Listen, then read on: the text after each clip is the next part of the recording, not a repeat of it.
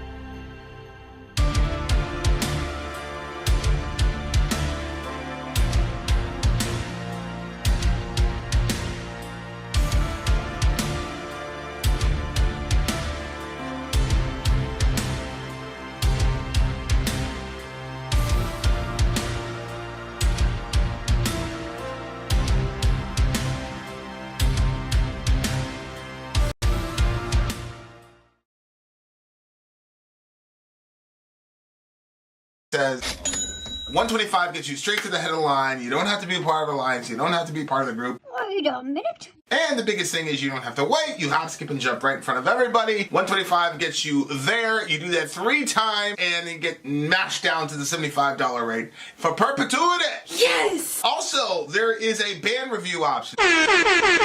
So if you've got a band and you're trying to get your band some exposure, hit me up at instory@gmail.com, and I'll show you the details about how to pull that off. You can also jump on Patreon, and there is a option on the tiers to be able to get your band reviewed. Obviously, we can't lie to you, so we can't guarantee a positive review. You get what you get. It's just rubbish. Rubbish. Rubbish. That's British for garbage. Ah! My favorite is the community option. $1 at the gate gets you in at Patreon. You get to join an alliance. The alliance joins their points together, and that helps determine what songs that we do. The alliances hang out on Discord. Message me on Patreon to get the link. And they do all kinds of other cool things. They do Minecraft, Dungeons and Dragons. Yeah. It's really a community within the community. Anybody can go in the village, facebook.com/VinandSori. There's 160,000+ people on the channel. What's cool about the Discord is that it offers a real opportunity for community connection, friendship, that type of thing. And it's on Discord, so if you're not a Facebook person, it's for you. You start off at $1. Right. Plus you get exclusives. Sori and I are working on a song. So the first 15 seconds of that was on Patreon. Also, at $15 tier and above, when we actually debut the video, they're going to be there live with us. There you are, dear listener. Buy our merch.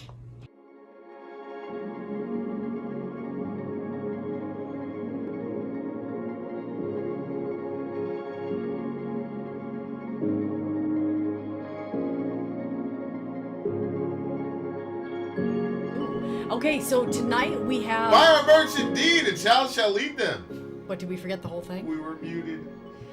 We were muted, dear listener. All Shout right. out to Marie Austin. Thank you so much for all the admin work you have done for us. We appreciate it. The night belongs to Mike Franco and Negative Vibes, dear listener. Yes. I'm just trying to pull up this stream. All right, you guys. So let's see what the first song on our list tonight. Actually, we actually have the name for this stream. The name for this stream being the West Side East Side stream. This is a hip hop stream, as far as I understand. It is. Cannibal Ox Pigeon is the first song on the list. Cannibal Ox are a Harlem three-piece hip hop group. Harlem World, throw it up!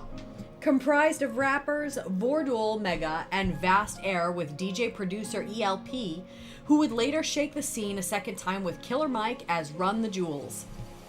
They released just one album as a group in 2001, the very first release of that album that really defined the New York underground hip-hop scene at the time, Definitive Jukes Records. Vordul's stilted, mechanical, machine gun flow complements Vast Air's much looser delivery just perfectly. There's a really cool 30-minute mini documentary about the making of this album on YouTube, and I would highly recommend checking it out sometime soon. Okay, so right now on the Vin and Sori channel, I'm going to, I thought he actually had the link to that, but there is no link to that. So check that out if you're interested, you guys. In the meantime, we've got a stream picture in the corner here. Whoop. It's there. It's there already. Yes, I'm pointing at it as we speak. All right, the words of the lyrics to the song are right up on Trello. They're tagging up a wall. You know what? Yeah, It's saying hip hop. the camera's not very clear. What happened? Uh-oh. It's perfectionist. We gotta fix the camera. We gotta get the camera perfect. Perfect! Can't be mad at that, dear listener. It's Perfection. Perfection. Excellence.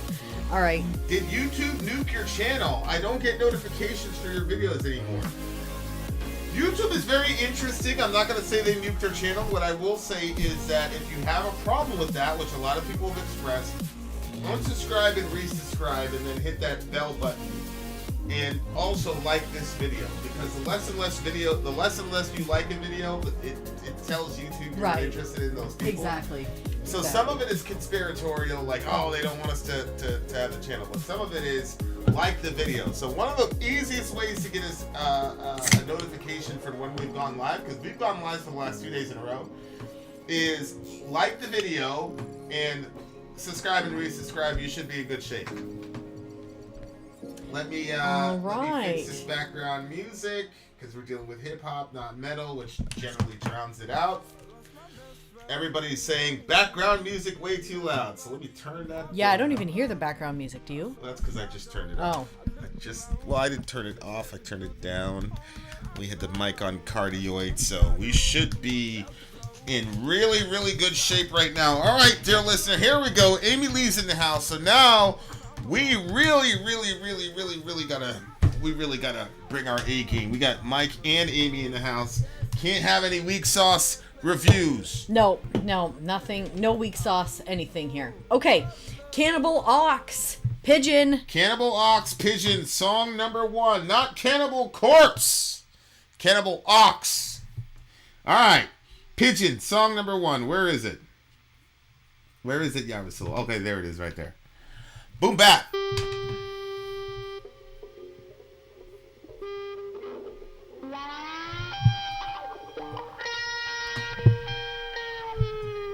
Yeah, I turned it up for you.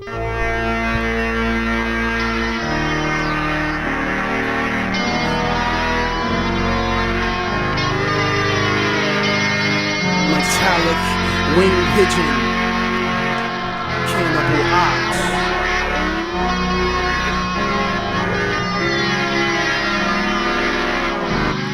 Birds of the same feather flock together, congested on a majestic street corner. That's a short time goal for most of them, cause most of them would rather expand their wings and hover over greater things. That's what we call inspired flight by the pigeons that gotta eat pizza crust every night. And let there be light was understood when a mic stand descended from up and above into the hood. And if my face is worth 1,000 words when it's scarred, I would only hope that 2 of those are cocoa and butter to heal the wounds of the tissue scarred that marked the death of my womb. But I've graduated, got my wings, and you've gotta let go of my constructed Lego, ego, waffle, halo. Hey yo, I'm a black man with an African drum in my chest that beats in the opposite of the right. Let me know I got a breath left in this frigid, fragile capsule that allows you to fly south before the winter winds trap you. I rock my hell, I made it wetsuit stitch so I can swim in elevators crazy wet through pitch. I'm just a pigeon with 1 mile left that doggy paddles through this bullshit ocean of death. And these rags to richest words will break bone, like the assassination of 2 birds with 1 stone. That's why I don't associate with bird brains with their beaks in the air. Pelicans with wide jaws that name. For fish heads you'll get tossed in the flames, and some archaeologists will find your skeletal frame. Talk to 'em.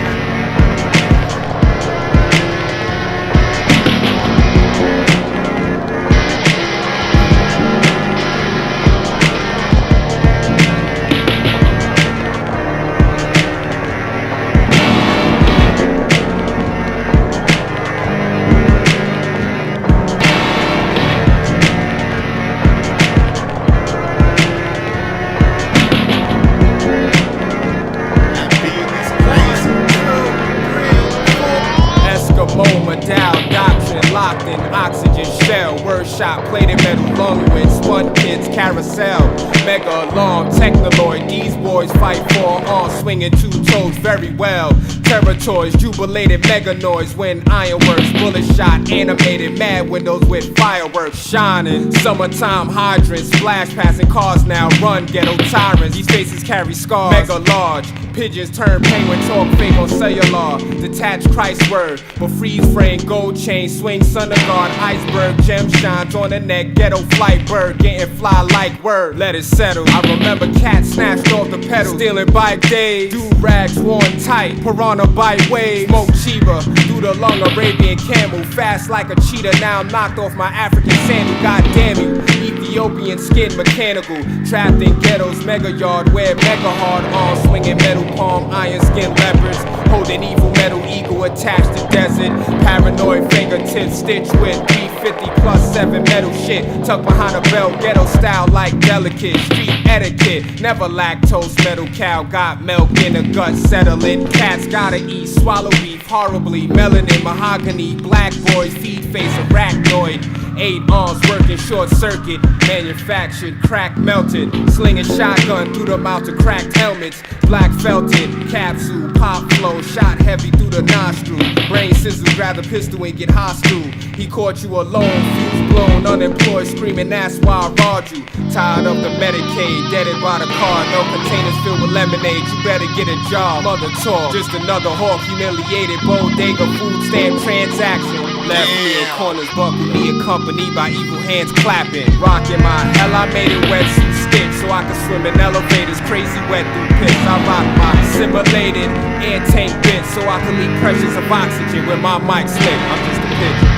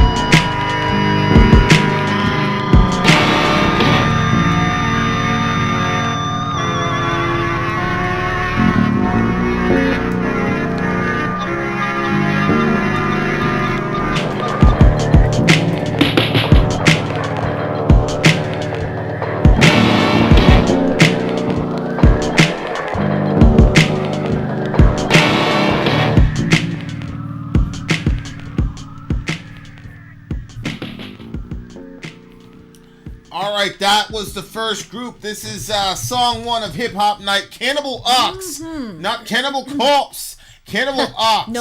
Nope. The name of the song is Pigeon. Now, was this song basically Birds of Sing? Basically, he's talking about his life growing up in the hood. Yeah, and what it was basically, yeah. And you know, like the pigeons and things like that. That's like a staple in New York. You know, you just see the pigeons on the ground, but they're not really worth anything. Yeah, and they're just kind of a staple there, like not something that you would see. And I think he's not something that's like gonna stick out of the ordinary, but they're animals that kind of don't get any sort of respect type of thing, and it's kind of the effect that you get as a person in the ghetto. I think was how he was using that metaphor. I think. Birds of the same feather flock together, congested. I don't know how you guys want to do this, because I almost feel like I want to do like verse by verse. What? Like the breakdown, like, you know, well, okay, but I'm not gonna. All right, that's insane. I think that you should pick some of them out that like were meaningful to you, and we'll talk about those. Well, all of them are meaningful. That's the problem. Birds of the same feather flock together, congested on a majestic street corner. That's a short time goal for most of them, because most of them would rather expand their wings and hover over greater things. That's what we call inspired flight. So what he's talking about there is like, that just reminds me of Summer in the Hood, man, where you just go out there and there's people, but everybody's by the block, and everybody kind of like hangs out by the street corner, because usually the bodega would be right at the end of the street corner, right? And so that's, everybody flocks to that area, but that's also where the drug dealers would be. Okay. So you'd have the bodega is basically like a private 7-Eleven, right? Where, you know, Miss Sanchez and her family or whatever, they all pitch in together and they pretty much live in the bodega. I mean, they basically live there, but that's how they make their money. So you got the bodega, and then outside the bodega is a drug dealer, are the drug dealers. And that's pretty much, they're out there literally almost 24/7 because they're dealing drugs or whatever. And so birds of the same feather flock together, congested on a majestic street corner, which is kind of a... That's a very interesting way to talk about the street corner, because for us, when we talk about the corner, oh, you're still on the corner, blah, blah, blah, it's like, because it's associated with the drug game and all the violence and the cop being harassed by police, all the rest of it, the corner is kind of looked at something as something that you want to avoid. Like, it's a marker. It's kind of like if you say, oh, you're still living in your mother's basement when you're 25. Like, it's a marker that you've pretty much failed at life if you're still in the corner. Yeah. You know. Yeah. In your 30s, if you're still in the corner. Oh, really? That's viewed like that? Oh, yeah. You've. What do they expect these people to do after they've been drug dealing? Well, what Jay did, Jay washed his money and he converted it into something good. The Kennedys were a big drug family. They converted that. So. Okay, so you're saying amongst the community.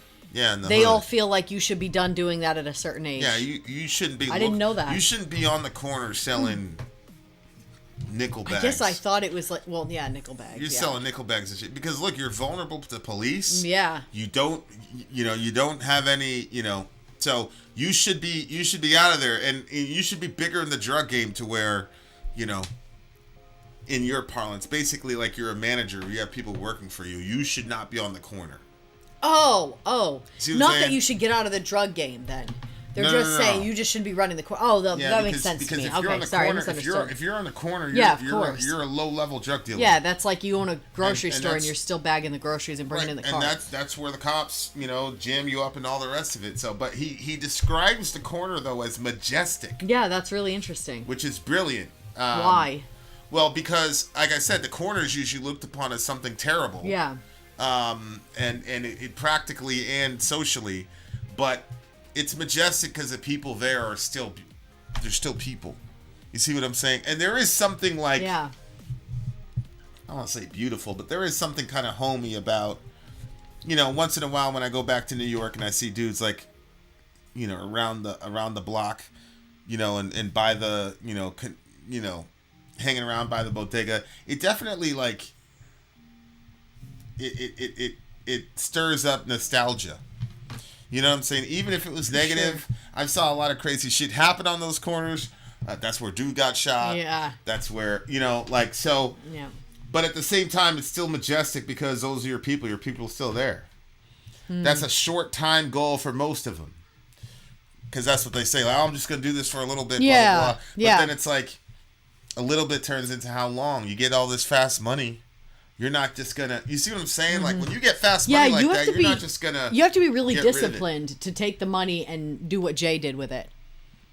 Right. That takes a lot of discipline. Yeah, you got to be a different type of dude. You've been struggling for a while. You know, your friends have been struggling for a while. You come into the money, so you want to... You know, some people might want to party it up. People want to do other things instead of preparing for making life easier for yourself in the future. But good for Jay. We're talking about Jay-Z, obviously. They'd rather expand their wings and hover over greater things. That's what we call inspired flight. By the pigeons that got to eat pizza crust every night and let there be light was understood when a mic stand descended from up and above into the hood. So that right there is just talking about how, in my view, like you just have this lowly life. You're eating you're eating stale pizza crust because you don't have enough capital to kind of get shit moving for you. Yeah. And you're hopeless. You feel you're gonna be stuck in the hood, and then boom, down comes this mic stand from, Valhalla. And it says, let there be light, in the sense of now you've got some hope because you can use this mic to get yourself out of a neighborhood, out of a bad situation. Yep. Like, that's one of the things about capitalism where it's like, I know that there are a lot of evil aspects of capitalism that are really, really horrible. But America is the only country where a person like me can be in the situation I'm in. You see what I'm saying? High school, mean? not much education. Yeah. Same thing with Jay, Yeah. not much education. Yeah. And you can actually do something for yourself. So, like, I have criticisms of capitalism, but at the same time, it is true that capitalism has risen a lot of people out of poverty. If capitalism could work the way that, the capitalists like to tell us it works, it'd be great. But unfortunately, people like Jay-Z and the rest of them are exceptions. They're not the rule. And if my face is worth 1,000 words when it's scarred, I will only hope that those two are cocoa and butter. Yeah. To heal the wounds of the tissue scar to mark the death of my womb, but I graduated, I got my wings, and I've got back to my structural... and let go of my constructed Lego Eggo waffle halo. Hey yo, I'm a black man with an African drum in my chest and the beats in the opposite of right. Let me know I got a breath left in this frigid, fragile capsule. He's talking about himself. Like, he's still got life. His mom has died. He's taken some loss. The death of my womb. I'm assuming he's talking about his mom Dukes. And then he's going back to his... I didn't know what that meant. Yeah, he's going back to his African heritage. So he still has breath left in his he's still fighting. He's still got shit to live for. Yeah. That allows you to fly south before the winter winds trap you. I wrapped my hell, I made it wetsuit stitch. So now he's able to go south and stuff when it's cold or whatever. Yeah. And now he's got some capital to play around with. He's got more options now. Yeah. I didn't understand, so I can swim in elevators crazy wet through piss. Well, because he's got a wetsuit on. Yeah. Because in the hood, like, dudes literally, like, will piss in the elevators. So, like, anytime you go in the elevators, it smells like absolute piss. Like, it smells like a You're locker. kidding. No bullshit. That's disgusting. Yeah. Yeah, so that's what he's talking about. I'm just a pigeon with 1 mile left. So, like, he probably went back to the hood after he made it, whatever. And he's remembering all that shit. Wow. Like, it's not... Yeah. Oh, wow. I mean, it's real. I think... shout out to Damn Lamb for the $10 super chat. I think our politics reflect us as humans. We are flawed. So the things we do and make are flawed. Politics is not a science. So things will never work out like we idealize them. Does that make sense? 100%, dude. 100%. I agree. And it obviously has ramifications on the people that the policies are affecting for obvious reasons. Escargot metal got shit kicked out in the oxygen cell. Word shot plated metal along which spun kids' carousels. Mega alarm technoid. These boys fought forearms swinging 2 toes very well. That's very interesting. Words shot plated metal along with which spun kids' carousels. Mega alarm technoid. These boys fight forearms. Fight forearms. Yeah. Swinging 2 toes very well. Remember that numerology I was talking about that was very big with Nas and the rest of them? Yeah. So this guy's doing the same thing too, right? 4 arms swinging 2 toes very well. Territories jubilated mega noise when ironworks. Bullet shot animated mad windows with fireworks. So I think what he's talking about there is just snapshots of the hood. Bullet shots animated man windows with fireworks. It kind of has that effect after a while. Like when the first gunshot happened outside, I was like, "Yo, is that a gunshot?" And then my older brother's like, "Get down!" He's very But then after a while, it kind of became like fireworks. Like fireworks out here, when the season's starting and it starts popping, and you just keep going. You just get used to it. You're just used to it. So it's crazy. Gunshots out there, like fireworks. Like, yo, people are busting, blah blah blah blah blah. It's when you tell me stuff like that. You don't see it as crazy as it really is, though. It's hard to explain. Like when you're in the middle of it, it's just like. Oh no! But the thing is, everything gets normalized. I know this is a very mild example, but people from the city, when they would come to our house, we always had a wood stove. So literally fire burning in the middle of your house. Not in the middle. It's in a metal box. Controlled, yeah. And it's going out a chimney, but people that are not around that, they're like, that's insane. You have your kids around a wood stove. Of course, we grew up around a wood stove. Previously at my, previous house, we had a wood stove, no issues. You know what I mean? But that's what you get used to. And I know that a wood stove is not comparable to gunshots outside your window, but it is just, different places acclimate to different things. But that's like a really insane thing to acclimate to. The sound of guns going off in your streets. I mean, my gosh, you just keep going weird. Very weird. I don't know about that. How old were you? Do you remember? Young teenager, small teenager, But at the time, I was excited. I was like, "Whoa!" Because you have no concept of your own mortality. Oh, I know. So you're just thinking, "Yo, I want to see some shit happen." Yeah. But and the other thing for me is I wanted to see if it was all hype. You know what I'm saying? Yeah. Oh my gosh, teenagers. Woo. Okay. All right. Okay. What do you give this song? I mean, this song for me was very, very nostalgic. That's exactly what I was. It brought me back to 167, 4 Train, Grand Concourse. Shout out to Marcus. Shout out to all my folks. But it reminded me of that. It's not all. It's so hard to explain. The hood is hard. It's bad. And even the bad stuff, you still kind of miss it. It's very, very hard to explain. It's very hard. I would never live there again. I would never live in the middle of it again. But there is part of you that's like, yo.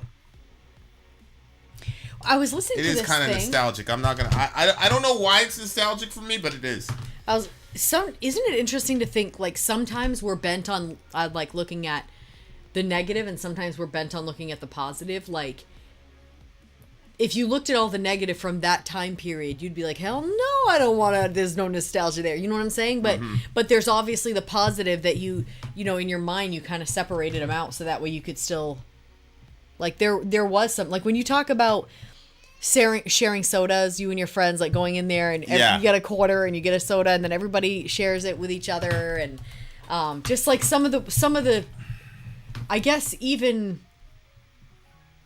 for us, it was us and it was our cousins and a few friends in the neighborhood. So, I mean, there was 13 of us kids when we were all together, but that was it, what us 13 were doing that was our entire lives. There was nothing outside of that. So it's unbelievable to think you and I are so friggin' different with our upbringing and everything that we've experienced. It's just so bizarre. Yeah. A little bit different. Yeah, Little bit different. It's cute. Well, you guys had guns too, though, right? Like, you guys had guns? Like, did your dad have a gun? No, I don't think so. If they had anything, it would have been like a big one for hunting, but I don't even think that they had that. Yeah, you know what I mean? It's one of these. The lodge. I'll slow you.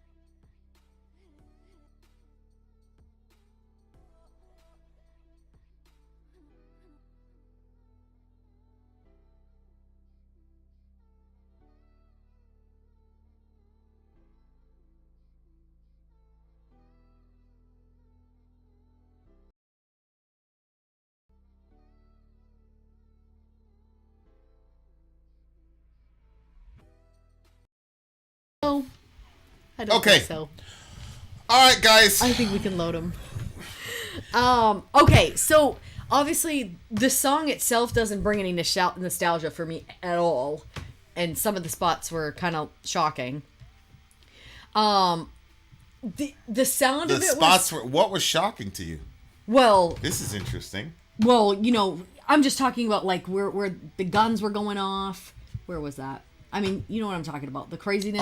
Just pee in the elevator. yeah. What do you mean, what craziness? Yeah. See, this is what we're talking See, about. I've no nostalgia for the piss in the elevator. I've no nostalgia for that at all. So anyway, they're just weird. Bullet shot, animated, mad windows with fireworks. You'd actually be... Actually, I'm not going to tell that story. It's actually a pretty bad story. I'm starting to realize now. Let's stop right there. I was starting to realize now that some of these stories are better left unsaid because they're pretty terrible. Oh no. Okay, so for me, the song is an 8.2. What? Yeah. Okay, this song, I don't know what year this song came out. Ben, I emailed you back. But this song had like 90s Wu-Tang vibes. Like this is, I don't want to sound like this. This is the kind of rap that I came up on. This is the kind of rap, when I think about rap, when I hear a beat like this, these are the kind of bars I think about bringing. Like, I'm still trying to figure out hip-hop today. It doesn't seem to be about the lyricism so much, which is okay. That's okay. Mace was not a very lyrical person, but he was just aesthetically pleasing to listen to because of the way what he did with his rhyme schemes. Mm-hmm. Like, he had a lot of, duplicated and triplicated, like, internal, external rhyme schemes that were really awesome. So, like, for him, it was like the flow. He had almost like an ASMR aspect to his. So it's not just really? Like Big was a lyricist. Rakim was a crazy lyricist. Mace is, Mace is, he wasn't very lyrical, but he was very pleasing to listen. Look at you and look at us. Your guns don't bust. I'm bringing with the thrush. Man, you better hush. I could be inside the cage. You can still get touched. And them little ones you bust ain't enough for us. Listen here. Mace will make you disappear. And your mouth will be the reason that you missed this year. Man, don't need you. You don't need me. I don't need you neither. That's why my next leg's gonna be a 2-seater. You know what I'm saying? Like, not very lyrical. Not like, but it's just like... Yeah. Yeah. Anyway, okay. This is 9.4 for me. 9.4 for me. I appreciate the lyricism. The beat was hard, and it just brought me back to the gutter, like the freaking gutter, dear listener, the gutter. Okay, we shall return. More hip hop coming your way. Vin out. Sorry out. Gone. DJ Mike, Negative Vibes. We shall return. I'm Vin. I'm sorry. If you would like to get your song reviewed, dear listener, there's the Filthy Capitalist option. As Sorry says, 125 gets you straight to the head of the line. You don't have to be a part of the alliance. You don't have to be part of the group. Wait a minute. And the biggest thing is you don't have to wait. You hop, skip, and jump right in front of everybody. 125 gets you there. You do that 3 times, and you get mashed down to the $75 rate for perpetuity. Yes! Also, there is a band review option. So if you've got a band and you're trying to get your band some exposure, hit me up at itsorry@gmail.com, and I'll show you the details about how to pull that off. You can also jump on Patreon, and there is a option on the tiers to be able to get your band reviewed. Yep. Obviously, we can't lie to you, so we can't guarantee a positive review. Get what you get. It's just rubbish. Rubbish. That's British for garbage. My favorite is the community option. $1 at the gate gets you in a Patreon. You get to join an alliance. The alliance joins their points together, and that helps determine what songs that we do. The alliances hang out on Discord. Message me on Patreon to get the link. And they do all kinds of other cool things. They do Minecraft, Dungeons and Dragons. Yeah. It's really a community within the community. Anybody can go in the village, facebook.com/VinandSorry. There's 160,000+ people on the channel. What's cool about the Discord is that it offers a real opportunity for community connection, friendship, that type of thing. And it's on Discord, so if you're not a Facebook person, it's for you. You start off at $1. Right. Plus you get exclusives. Sorry and I are working on a song. So the first 15 seconds of that was on Patreon. Also, at $15 tier and above, when we actually debut the video, they're going to be there live with us. There you are, dear listener. Buy our merch. Buy our merch indeed. The child shall lead them to buy our merch. Okay, patrons, don't forget to go on Patreon and check out the video, the sneak peek into our song. It's from Vin and I practicing it a lot. The boys have started singing it, the babies, the 3-year-old and the 2-year-old. So they were doing their version of our song. So is it on Patreon? Yeah. So if you watch them, you're gonna get an idea of what's going on with the song. All right. So check it out. That is that's up on Patreon if you wanna see that. That's one of our latest posts that we put there. So be there or be square. All right. The next song is Tyler the Creator, 911/Mr. Lonely, featuring Frank Ocean and Steve Lacy. Is there a little intro for this, or are we just gonna go right into it? Well, I was double checking because I'm like, wait, where's? Tell me if you don't find it up there, because I'm like, I don't know. Okay, Tyler the Creator. If you remember the Earl sweatshirt track from my first hip hop stream, Tyler is Earl's best friend and the leader of the now defunct artist collective Odd Feature, who were best known for having a very DIY punk rock aesthetic. Everything Tyler does is fully self-produced, also fully self-taught on the piano, and has been ever since his 2009 debut album at the age of 17. And even that one's a banger. This one is from his 2017 album Flower Boy, and it should be a lot more sorry-friendly than the last one. Oh, boy. Mike knew. He knew. All right, DJ Mike, here we go. He 911. was 17, so he was Dorian's age when he did this. Mr. Lonely by Tyler the Creator. No, this was in 2017. He started in 17. This came out in 2017. So this one is from his 2017 album. Oh, yeah. My bad. Thank you.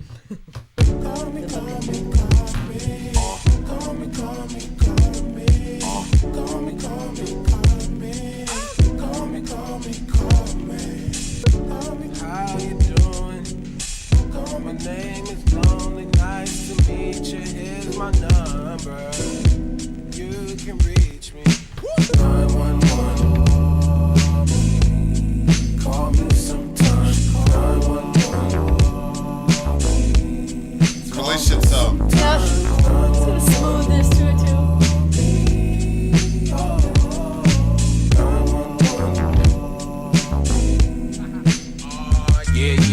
Yeah. My thirst levels are infinity and beyond. Yeah, Sipping on that lemonade, I need a Beyonce. Can't see straight, these shades of Celine Dion. Sucks, you can't gas me up. Shout out to Elon Musk. Yeah, I got a sold out show. Okay. Can't gas me up. Get it, electric cars. Oh, I was shout out to Listen Elon to the speaker. Musk. Yeah, I got a sold out show. Hit me on my beat at that 911. Call me sometime. Please make my line. You know I'll answer. Call me sometime. my life.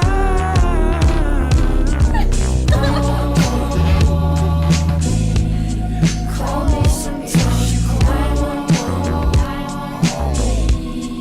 That's what Big was talking about. What? He quoted this in one of his records. Words? Yeah. Cool.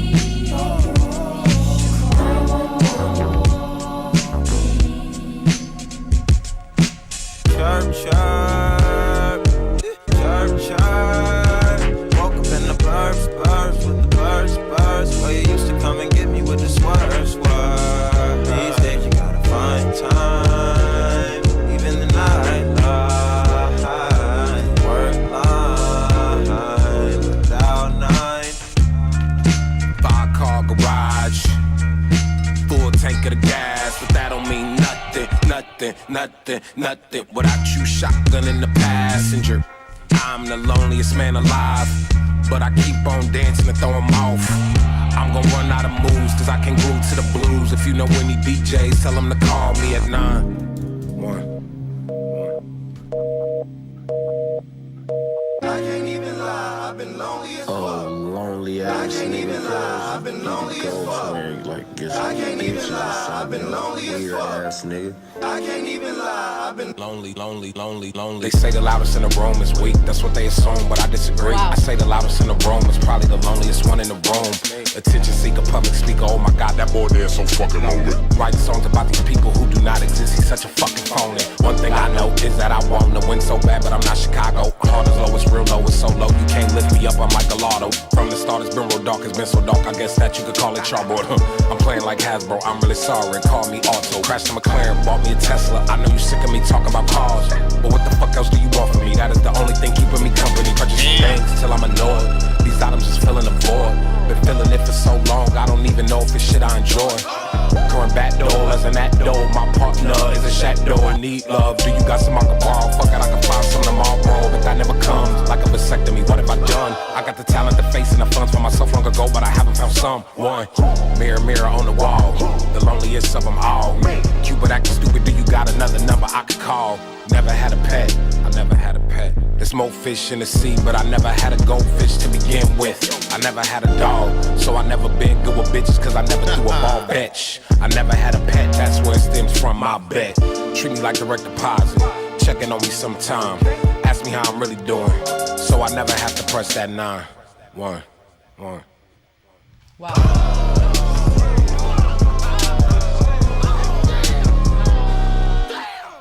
Wow. Wow. You were right. This one was more story friendly. Yeah, this is definitely your shit. But this is another one though. Lyrically, this song was hard, bro. Like lyrically, Yeah. he was going in there. Yep. This one was a lot more. This one had a lot more punchlines than the other ones did.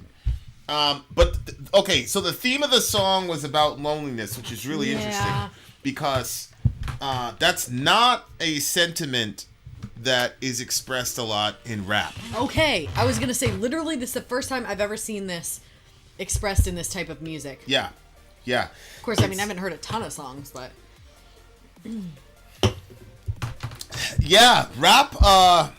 Well, cause you know it reflects the culture. It was one of the reasons why when I discovered Korn and these other bands, I was like, yo, I was completely like enamored with it because here is this grown man talking about a different set of feelings. Yeah. You know, like the closest that it would come to was like you'd have these like the closest you could come to expressing real vulnerable emotions was when one of your friends died.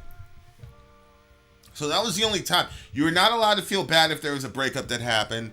You weren't allowed to feel bad XYZ thing, like the shit that people feel bad about in Maine. I remember one time, like, when I really understood that people, like, live differently. This dude was crying hysterically in class. I was like, why was he crying? Oh, shit, somebody died.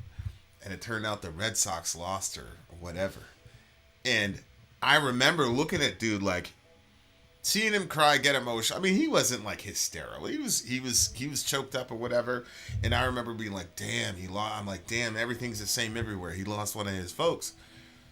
And then it was about the fucking Red Sox, man, losing to the Yankees. I was like, ooh. People don't cry about sports down there. And the Red Sox lost a lot, right? Well, that was the problem, is that you could never beat the Yankees.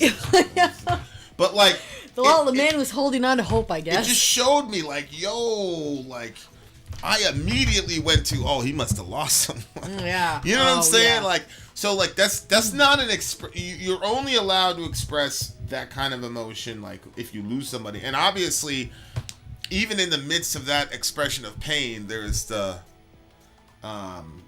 you know, still in all we live in, just dream about the get back. Like, so even in that situation, like what Jay was talking about when he was doing drugs in Harlem, because Harlem dudes and Brooklyn dudes had severe beef, like to this day. So he was like, on the uptown is what we used to call Harlem. So Harlem is uptown, right? So like Manhattan is downtown, but it's basically based on the street numbers. So 42nd Street, 14th Street, that's Manhattan. Once you get up to 161st, that's BK. Then you go beyond that, beyond Manhattan, all that, that's where you're gonna go to Harlem. So that's uptown. So Jay was from Brooklyn, but there a lot of the drug connects were happening from Harlem. So he had to go to Harlem a lot. Oh, okay. So he talked about on the uptown hot block is where the drugs are selling in uptown Harlem. He got his side sprayed up. I saw his life slipping. This is a minor setback. So his friend got shot. He's saying, hey, I'm seeing him die. It's a minor setback. I saw his life slipping. This is a minor step back. Yo, still in all we live in, just dream about the get back. That made him smile, though his eyes said, pray for me. I do you one better and slay these niggas faithfully. So the guy is being vulnerable, saying, pray for me. Yeah. And Jay is like, yeah, I'll do something better. We're than gonna pray go. for you. We're gonna like. So I'll you exact could not. vengeance. You're Yeah. not allowed to express any grief. Yeah. You know, and so even when you're expressing a vulnerable situation, you have to mix it in with, well, I'm gonna kill the people that did that to you. You know, and most of the time with unguided young men, if you lose somebody in that circumstance, most of the time those threats are real because, you know, Yep. your prefrontal cortex isn't developed, your decision making is ridiculous. I remember one time they jumped my friend in the and I wasn't there and people were talking all types of shit. I lost my mind, did some really dumb shit.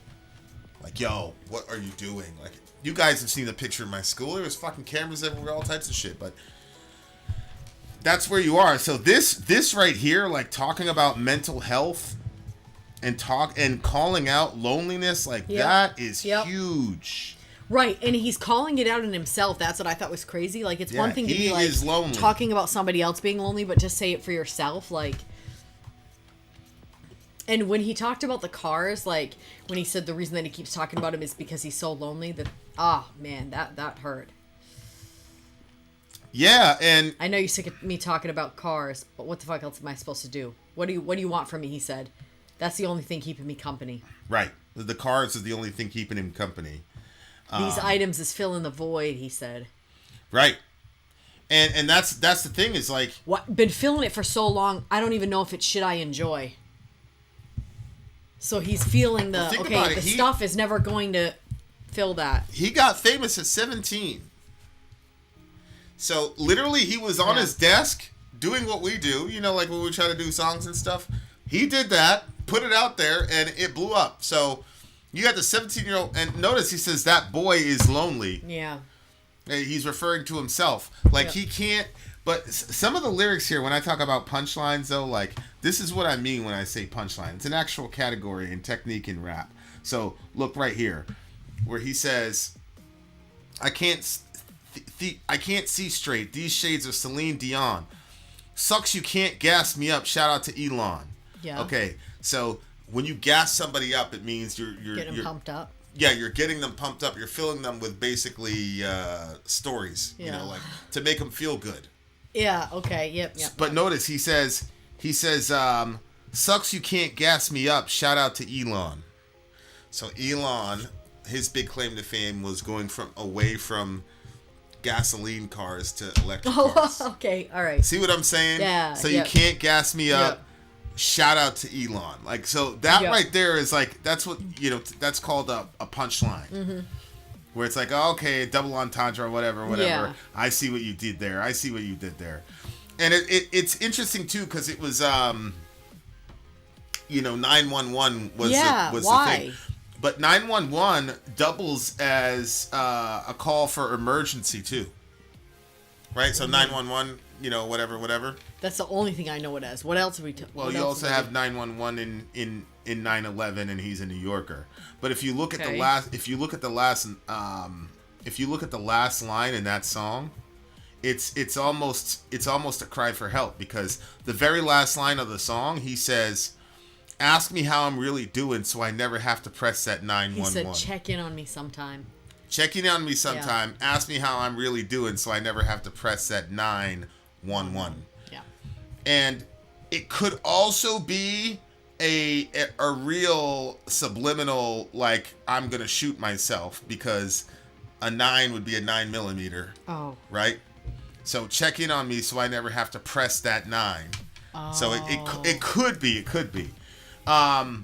But if you notice in the voice, in the song, he emphasizes especially in that last line, he emphasizes the 9, and then later he says 1-1. So yeah, I think you're probably right. Yeah, so this was a really, really good song, very vulnerable song about being alone and feeling lonely and the feeling of isolation, which was now I understand why he blew up so big, because if I was around as a kid, when Tyler, Creator came out, I probably would have done better for myself, because that's a guy that's able to express these feelings in a context where you're not allowed to express that. But I mean, Tyler, the Creator, is not very big in the gutter. Where we were from, he's not very big there. He's big I hate to say, among y'all, but he's not big in the gutter. Oh. You know what I'm saying? Maybe you can't have this kind of vulnerability when you're in and out of such... Doesn't work. Yeah. For survival. Just if you look at it from an evolutionary perspective, yeah. If everybody adopted it at the same time, it would work. Mm-hmm. But because it's kind of like a you first type situation. Right. And like I said, I had to leave hip hop completely and find metal in order to ventilate. Yep. In order to ventilate that pain. So wow. Shout out to Tyler, the Creator. I gotta read this. This part was this one. 5-car garage, full tank of the gas, but that don't mean nothing without you shotgun in the passenger. I'm the loneliest man alive. But I keep on dancing to throw him off. 9.5 for me. That's a tough one. Yeah. Yep. Okay. That's when I read stuff like he's openly bisexual. He's autistic. He came out on this album. People still didn't want to believe it. Yeah. I mean. Wow. Yeah. Obviously, hearing stuff like this, I'm like, okay, it's not just this Tyler guy that felt this way. I mean, there's lots of people that feel this way. There's lots of people in our community that feel this way. And I don't know. If you're hearing our voices right now and you just listen to this stuff, use this as us checking on you, because I don't want anything to happen to any of our people. It's hard. Yeah. So stick around. Very, very hard. Very hard. But, who knows? He's probably saved a bunch of lives with this. A 9.5 for me. Would you give it? And this is a 9.8. DJ Mike gives it a 9.7. We got more hip-hop on Mike, the way. We had basically the same score. Stay where you are, dear listener. More hip-hop on the way. Vid out. Sorry out. Gone. Tyler, the Creator. Yeah, I could have done a lot of good listening to that. I'm Vin. I'm sorry. If you would like to get your song reviewed, dear listener, there's the Filthy Capitalist option. As Sorry says, 125 gets you straight to the head of the line. You don't have to be a part of the alliance. You don't have to be part of the group. Wait a minute. And the biggest thing is you don't have to wait. You hop, skip, and jump right in front of everybody. 125 gets you there. You do that 3 times, and you get mashed down to the $75 rate for perpetuity. Yes! Also, there is a band review option. So if you've got a band and you're trying to get your band some exposure, hit me up at sorry@gmail.com, and I'll show you the details about how to pull that off. You can also jump on Patreon, and there is a option on the tiers to be able to get your band reviewed. Yep. Obviously, we can't lie to you, so we can't guarantee a positive review. Get what you get. It's just rubbish. Rubbish. Rubbish. That's British for garbage. Ah! My favorite is the community option. $1 at the gate gets you in at Patreon. You get to join an alliance. The alliance joins their points together, and that helps determine what songs that we do. The alliances hang out on Discord. Message me on Patreon to get the link. And they do all kinds of other cool things. They do Minecraft, Dungeons and Dragons. Yeah. It's really a community within the community. Anybody can go in the village, facebook.com/VinceSory. There's 160,000+ people on the channel. What's cool about the Discord is that it offers a real opportunity for community connection, friendship, that type of thing. And it's on Discord, so if you're not a Facebook person, it's for you. You start off at $1. Right. Plus you get exclusives. Sory and I are working on a song. So the first 15 seconds of that was on Patreon. Also, at $15 tier and above, when we actually debut the video, they're going to be there live with us. There you are, dear listener. Buy our merch. Buy our merch indeed, a child shall lead them. To buy our merch. Yes, dear listener, yes, dear listener, yes, dear listener. All right, Brother Ali, before they called you white at this DJ stream. Wait a minute, do we have the ticker going across the top? What's the ticker? The name of this stream is the West Side East Side stream. Oh. The West Side East Side stream. Brother Ali, before they called you white is the name of the song. This was picked by DJ Franco, I believe. Wait a minute. No. Was this one? I think Franco had the last 3 songs. Yeah, Franco has the last 3 songs. This one, I think it's negative. This is song 3, isn't it? Yeah, but the last 3 songs on the stream. So the first 3 songs, if the first 3 songs are Mike, then this would be a Mike song because the Brother Ali song is song negative number 3. Song, 5 songs we played first. So I believe this is from Negative. But either way, this is what the person says. Whenever I hear people whine about how they don't think anti-racism is needed beyond just being racist, but beyond just not being racist, I think of this pretty much right away. The brother sums it up about as well as anyone ever could. Oh boy. Lyrics are up on Trello. I wish M Deaf Fan was here to hear this. Oh no. Before they called you white. I'm sure he's gonna like it. Alright, don't be triggered! Don't be triggered! Here we go. Before they called you white, the West Side East Side stream by Negative Vibes and DJ Mike. Yes, dear listener. Okay, so wait. So the last song, Mike didn't pick the last song. That was actually Negative that picked that one. So thank you, Negative. Yeah. I kind of knew that to be true, but I've learned. But I got a little confused. I should have made that a bet.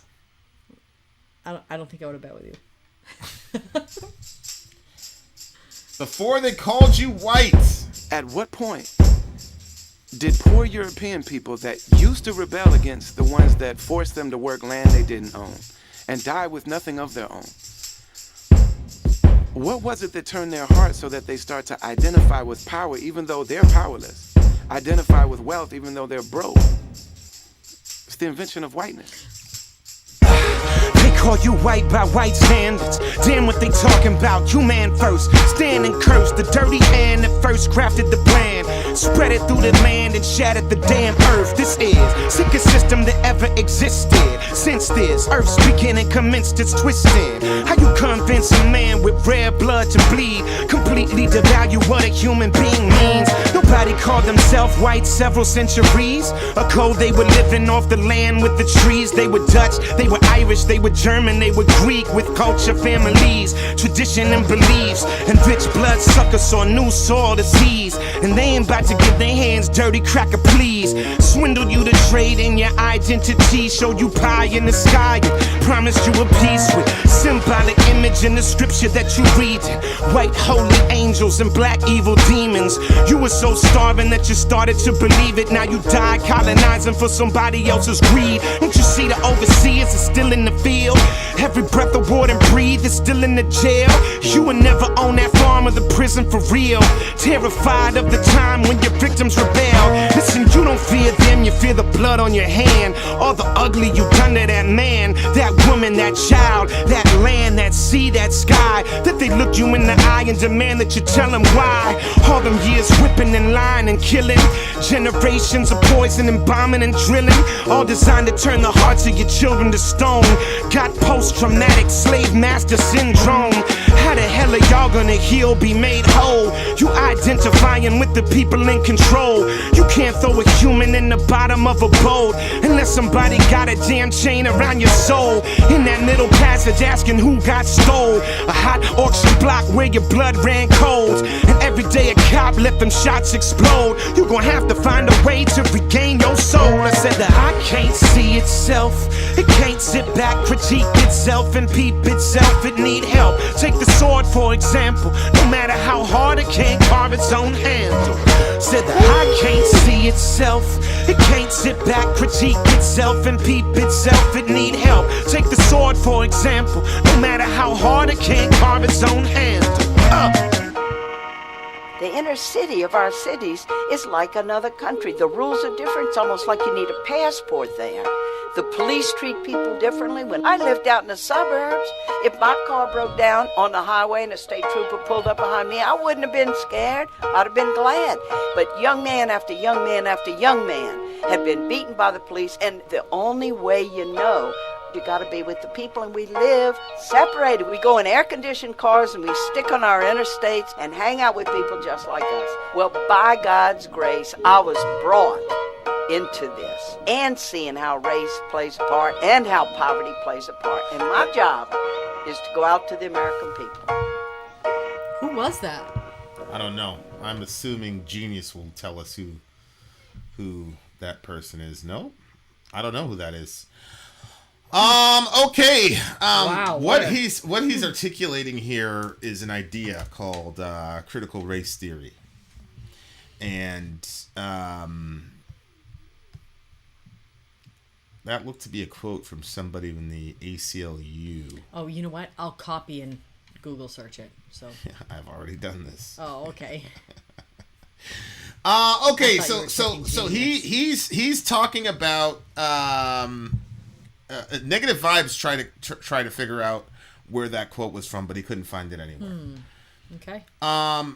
Okay, so here is, and you know, I was doing some work on this with some church people during the whole critical race theory push that the right was doing a couple years ago. Mm-hmm. They're gonna teach your kids critical race theory in schools and blah blah blah blah blah. Yeah. You had all these people talking about critical race theory. They had no idea what critical race theory actually is. So when you're watching Tucker Carlson, you're gonna hear that critical race theory is the idea that white people are inherently horrible and they're terrible, and we have to get rid of white people. We got to get rid of them.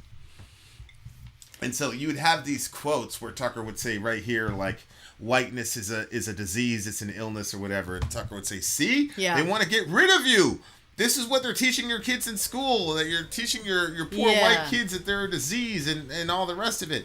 And there was something about the jobs too. He was very successful, and I don't want to like disrespect Tucker's audience,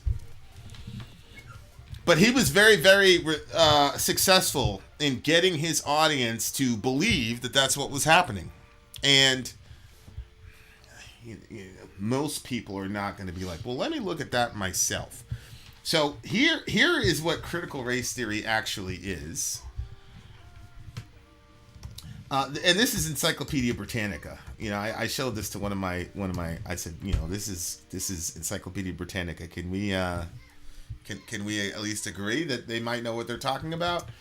It's an intellectual and social movement and loosely organized framework of legal analyses based on the premise. Here is the premise: that race is not a natural, biologically grounded feature of physically distinct groups of human beings, but a socially constructed, culturally invented category that is used to oppress and exploit people of color. Wow.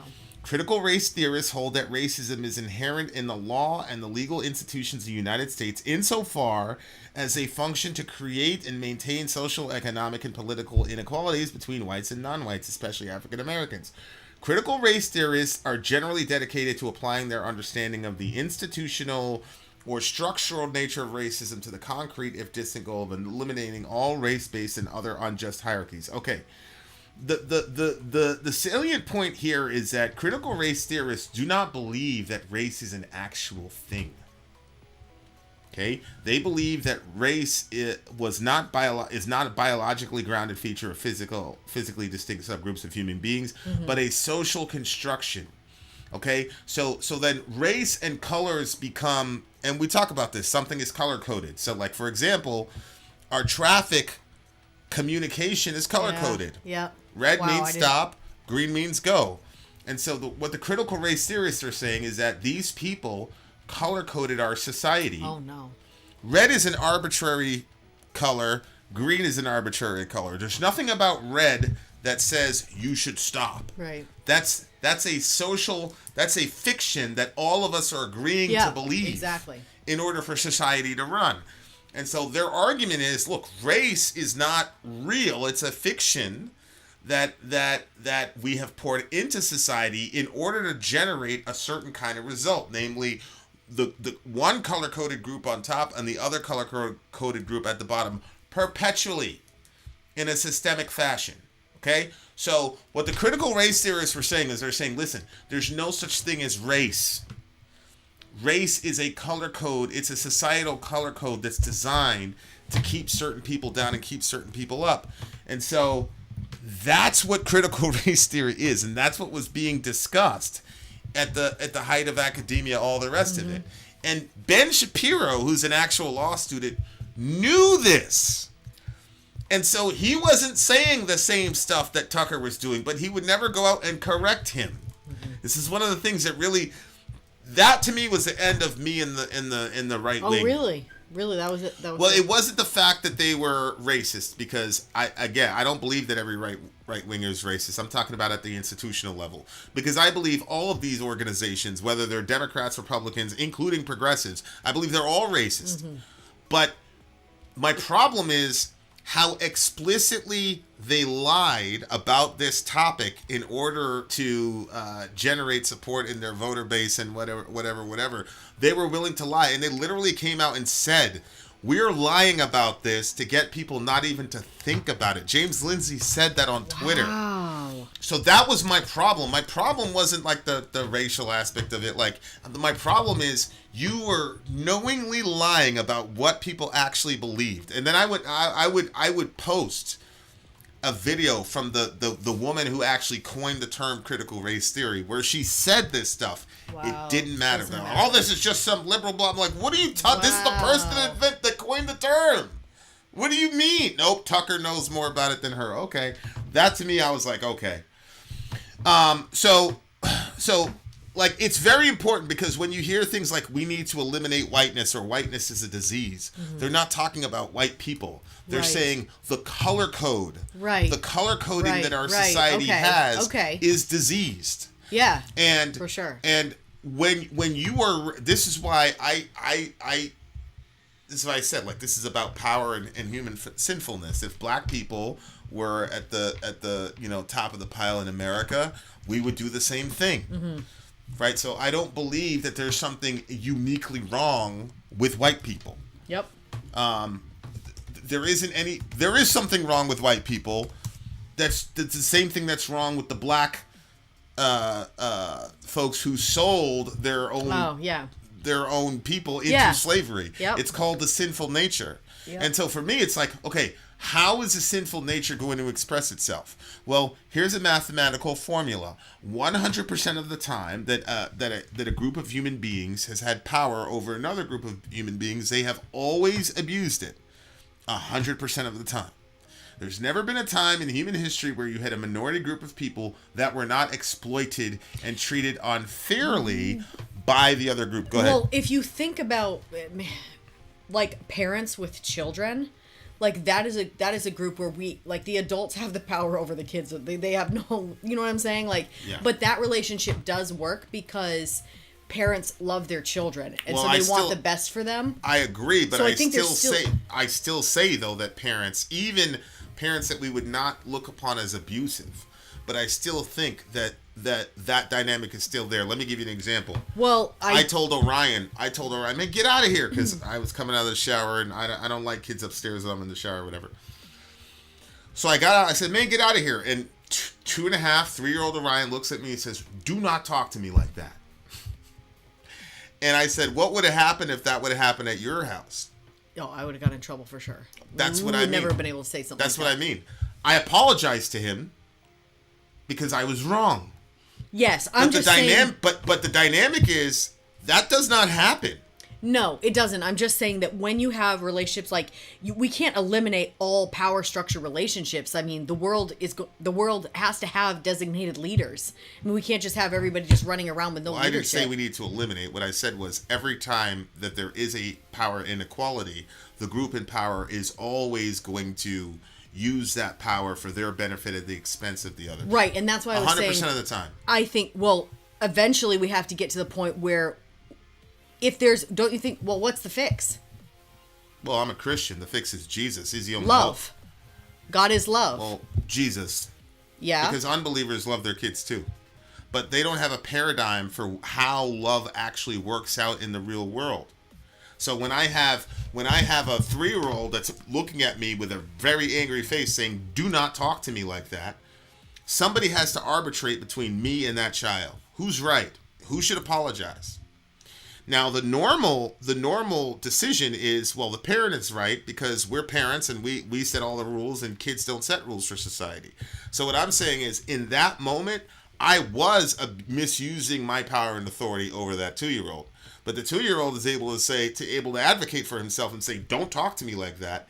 And the reason I apologize to him is because God was on his side. I was wrong. The scripture makes it clear, don't exasperate your children. He wasn't doing anything wrong. He wasn't rebelling.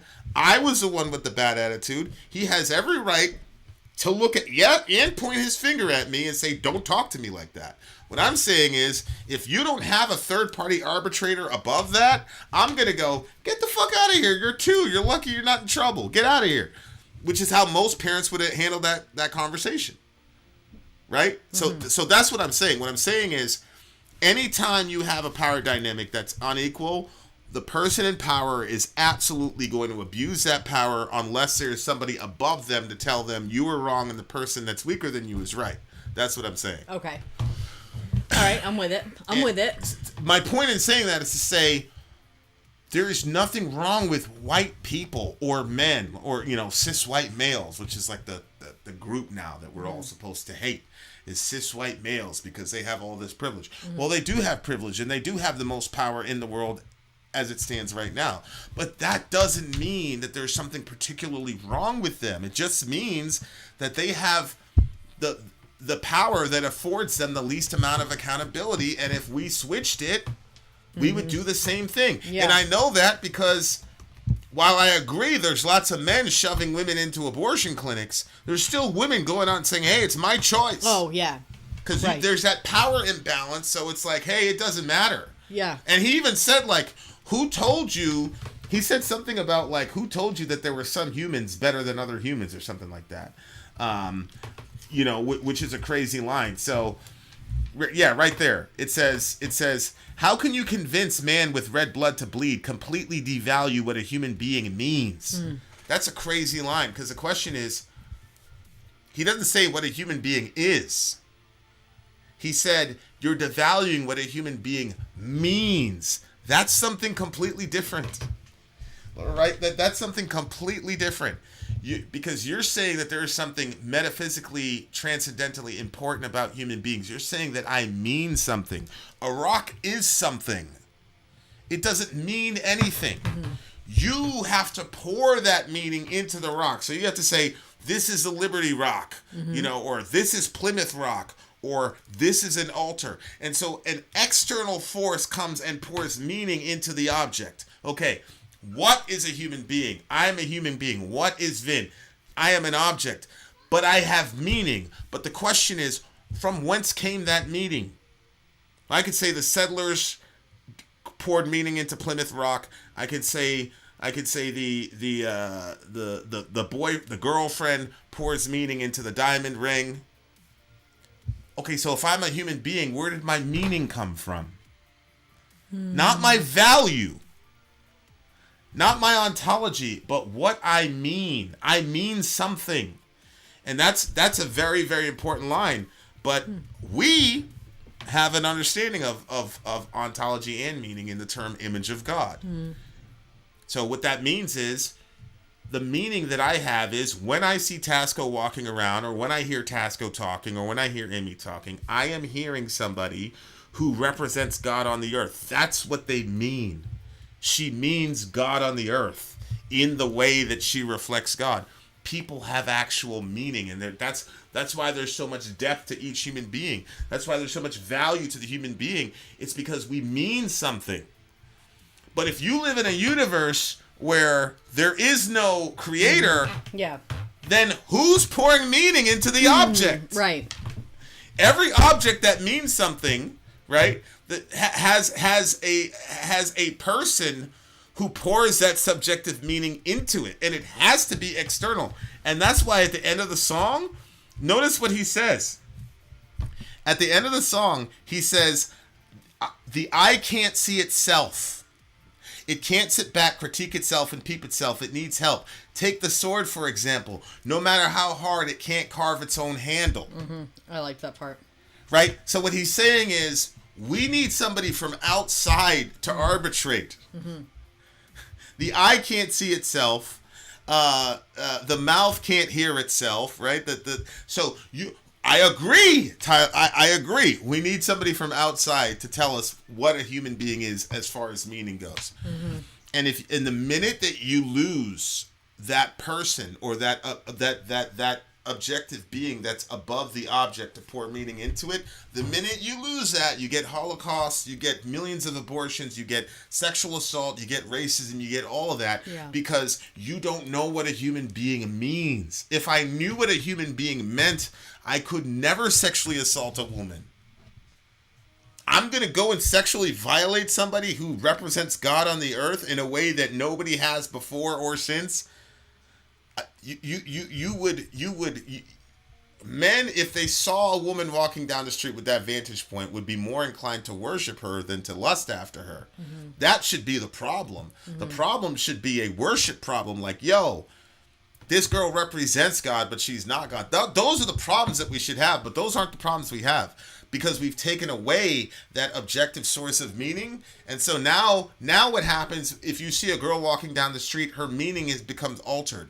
So now she is not an image bearer of God who, if you knew her, you would find something out about God that you could not find out any other way.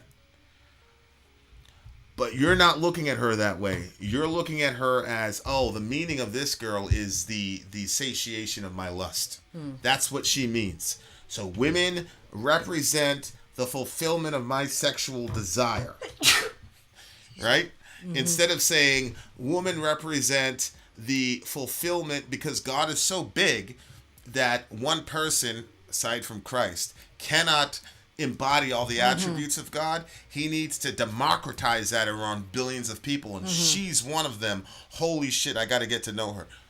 That's a completely different way of looking at the world. And it covers race, it covers all this stuff. And so it was a very, very very, very insightful song. I love the song. It was great. It was deep. It was challenging. Song of the night so far. It's a 9.8 for me. What I like about it is when stuff is, like when he said over here, right here, you can't throw a human in the bottom of a boat unless someone got a damn chain around your soul. Like, just recognizing that the reason that people do these horrible things is because they're in a horrible place as it is. Like, you can't do but we talked about that, where every human being has the capacity to do these kinds of to do great evil things, but we also have the capacity for great good. Like, there's a Facebook group, what was it, the Milk of Human Kindness, what is that Facebook group that I forgot, but yeah, it's I was hoping people would be able to find it, but it's what's the name of it? Basically, people are just like people doing good things for other people. I don't know if it's just in New York or all over the place, but stuff like that is really encouraging to see, because we all have darkness that we deal with and that we have to fight against. And there's still capacity for good. You know. Anyway. Myron says, I'm a Christian and the little boy's still not going to point his finger at me at 2 or 3 or 16. I can imagine what he'll be saying. If I don't come in the bathroom, then that's the rule. If a supervisor says, don't be on your phone at work, and he catches him, he's going to put his finger and say, don't talk to me like that. Well, no, my son's never going to work for a supervisor. But Facts. I do believe, though, that some of what you're saying is valid. Here's the issue, though. I could make a rule that says that you can't incidentally be up here when I'm coming out of the bathroom. But that rule would not be for the betterment of everybody in the house. It would just be for me. And biblically speaking, I can only use my authority for the betterment of everybody around me. So I can't just willy-nilly. I don't get to willy-nilly make up rules because I'm the parent. Right. And so it just so happened that you caught me in a rule that I've, because the thing is, there are bad rules. Right? And biblically speaking, you get accountable for making bad rules. So it's a little bit more complex than that in our household. I'm not going to tell you how to run your household. I just believe that everybody in the household has to be held to the exact same standard. I don't care who you are. I don't care how old you are. And I'm raising up a black man in America, and I need that child to not be afraid of anyone. And he respects me for sure. Yep. But I also need that child to know people are gonna respect you, bro. Yep. Like you are deserving of respect, and people are not gonna give it to you. And sometimes you have to assert yourself and take it. I've been in a lot of situations in the corporate world where people at the corporate level said a whole bunch of crazy shit to people, and they had to eat it because they had the authority. And that's why I'm saying my sons aren't gonna be working for anybody. Because this is what I'm saying, like we're so used to in this culture abusing our authority. We're just so used to it that we don't feel that we need to justify any of our exercise of authority because God gave us that authority. I believe that my authority has to be justified. I believe that I have to if I'm going to use my authority, I have to have a biblical address for why I'm exercising that authority. And I don't see anywhere in scripture where I get to make a house rule based on a personal preference and then hold people accountable and then discipline them for it off my personal preference. That's crazy. It wasn't the house rule necessarily. It was just you were telling him he needed to go downstairs, but the way that you said it, like he felt hurt by. And I think that one thing, like before, like I used to completely think whoever the last commenter was that we pulled up on the screen, I used to think exactly like that. Like I felt like, I was more traditional, I guess, by like American standards of how to raise children. Yeah. But the advantage of this style of parenting is that it comes from a real understanding that I'm liable to make mistakes and fail and hurt my kids, and you're liable to do that. Every single human being is, because we're all flawed. So we are going to hurt our kids, and what we're trying to do though is we're trying to say, okay, if I know that because I'm a sinful person and I'm somebody that's not a perfect person, that I'm going to do things that I'm going to fail my kids in certain ways, and I'm going to make them sad, and I'm going to hurt their feelings. Like if I'm doing that without realizing it, but it's coming from maybe you were rushing, or maybe you know what I mean, like why was the patient, why instead of saying, hey buddy, it's time for you to go downstairs, why did you say it like that? Like I don't know what was going on with you when that was happening, but the fact that we allow our kids to stand up for themselves and speak up for themselves, it gives us the opportunity to right that wrong, because you don't want your kids going through, a lot of us have like a certain event that we look back on and we think like, that really hurt us, maybe from our parents. Well, maybe they were intentionally trying to hurt you. I'm not speaking for every parent, but there's lots of parents that are just trying to raise their kids. They're not trying to hurt their kids. Certainly not something that they would want them to still be hurt at the age of 35. So doing this style of parenting opens it up for us to be able to hear from our kids and for them to be able to say something, so we can catch that right now. We don't have to wait until he's 35 for him to say, man, the way you used to talk to me would really hurt me. Like we can address that now, and then you can apologize to him, and then so it actually works out better if you can understand that we're all going to make mistakes, and I want the door open so my kids can tell me if I was off, because I know I'm going to be off, and I know I'm liable to justify my offness because I feel a certain way. So yeah, for me the principle is just that I get from this song, and just what I get from my Bible is that anytime there's a power imbalance, left to ourselves, we're going to abuse it. We're going to use it wrongly. Yeah. And the degree to which the abuse of power happens obviously happens on a scale and in degrees. And we need somebody from outside to arbitrate. That's the issue. I believe that authority and respect has to be justified consistently. Not earned consistently, but it has to be justified consistently. I don't get to just make up arbitrary rules and make, create rules that make my life easier and then train my kids. Hey, if somebody's in authority, they get to talk to you however they want. I'm not going to train my kids that, especially my black kids. My black boys are not going to be taught, hey, somebody's in authority, you just bow down and do what they say. No, sir.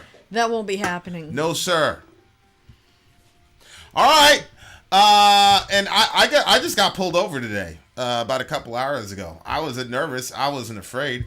I'm not afraid of anybody. However, I comported myself respectfully, and so did the officer. And if the officer would have comported herself disrespectfully, then she would have heard about it.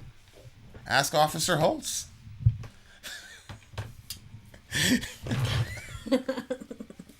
There you have it. We don't play over here. This is a 9.4 for me. Yeah, I would match you on a 9.4. Good score. Brother Good Ali score. would agree, though. He'd point to Allah. Yeah, he probably would, inshallah. All Okay, right. guys, we got more hip-hop coming for you on the other side of the break. Good discussion, guys. We got more on the way. Vin out. Sorry out. Gone. I'm Vin. I'm sorry. If you would like to get your song reviewed, dear listener, there's the Filthy Capitalist option. As Sorry says, 125 gets you straight to the head of the line. You don't have to be a part of the alliance. You don't have to be part of the group. Wait a minute. And the biggest thing is you don't have to wait. You hop, skip, and jump right in front of everybody. 125 gets you there. You do that 3 times, and you get matched down to the $75 rate for perpetuity. Yes! Also, there is a band review option.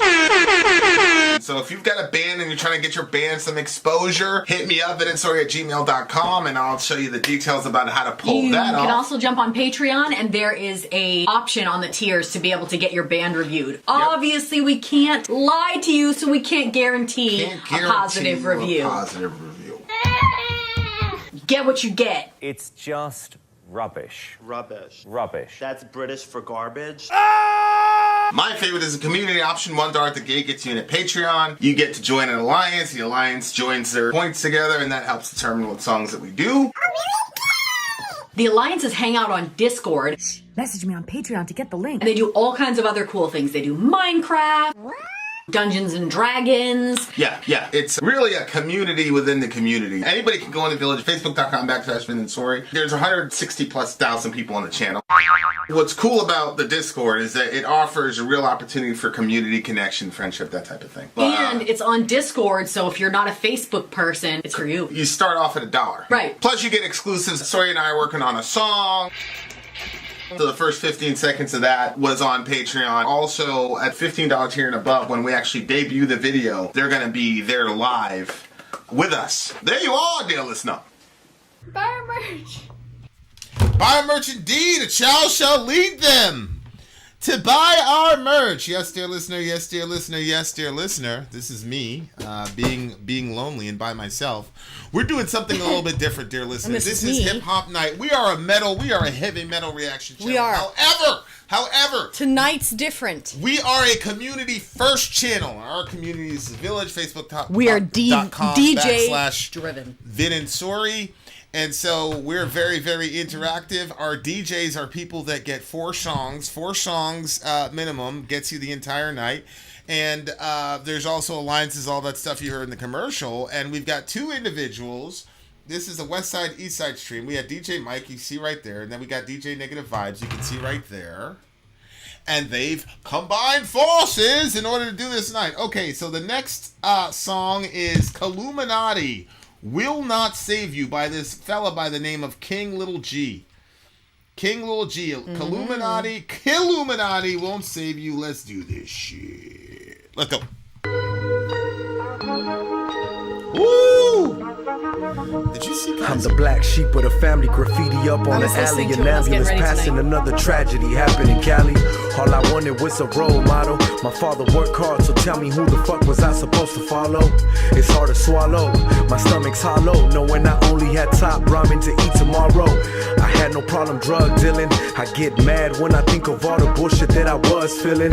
I believe my father really broke a happy home, left us stranded in the dark for a fucking whore. I pray to God it wouldn't happen, but I was ignored. If it ain't my family, what the fuck I'm living for?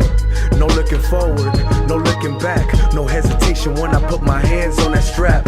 My music is the pain in my mother's eyes. People struggling in the ghetto, something never televised. People struggling in the ghetto, something never televised. Illuminati won't even save you from all the struggle I survived. One shot, 2, 3, 4, can you feel the vibe?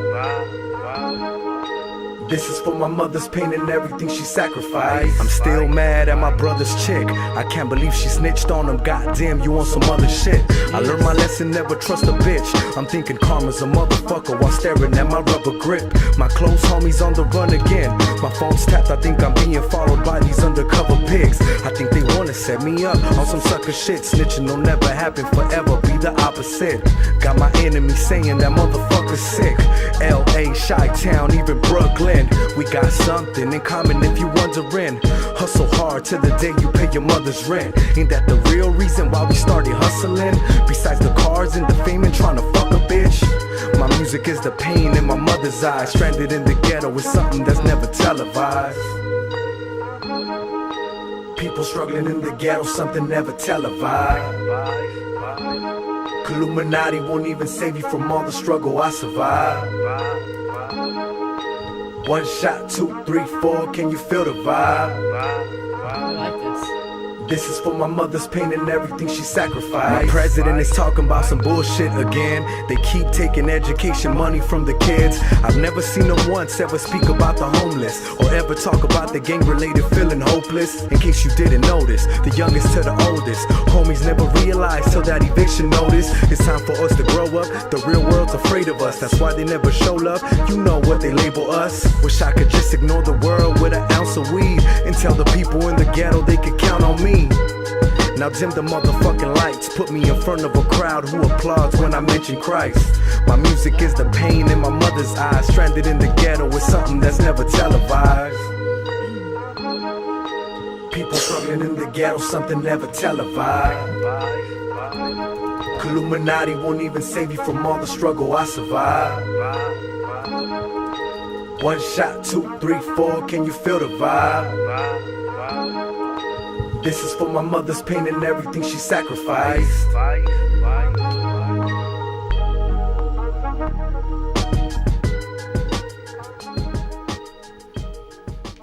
Who is this guy? I don't know, he's good. King Lil G. Yeah, he's good. King Lil G from South Central LA. You're saying he's good. What was good about it? Well, what do you know about it? I liked the feel, the vibe, the sound of it, the way that he was rapping. I also liked some of the things that he was saying. He was very, which I guess rap usually is pretty, I don't know. It just seemed kind of honest. Like he was saying that it's not people struggling in the ghetto, something never televised. Like it's looking one way, but was he saying like, it's not really like the way that it's shown is not. It's worse than that. Yeah, there's a phrase that says that the revolution won't be televised. Yeah, that's and right. I think he was. Oh yeah, that's right. He was picking up off of that that line. That's something we learned in Revo Week, right? Yeah. Well, I mean. Well, it came up in Revo Week. I'm sure you've known about that. I grew up with that phrase. Yeah. I'm surprised that you didn't grow up with that phrase, but that I'm not. Okay. So this was about the struggle. Yeah. The struggle in the ghetto and the perspective of a guy who sold drugs and got in the middle of all the shit, as it were. Mm-hmm. Let's see what he says. I'm the black sheep of the family, graffiti up on the alley, an ambulance passing, another tragedy happened in Cali. All I wanted was a role model. My father, that's crazy. He said his mom, his dad broke their home, went off with a whore or whatever. Yeah, dads in hip hop don't do very well. And that's what helps create that artist. Ready to die while I act that way. Pop Dukes left Mom Dukes. Oh, that was the line where Biggie drops the F word. Pop Dukes left Mom Dukes to faggot took the back way.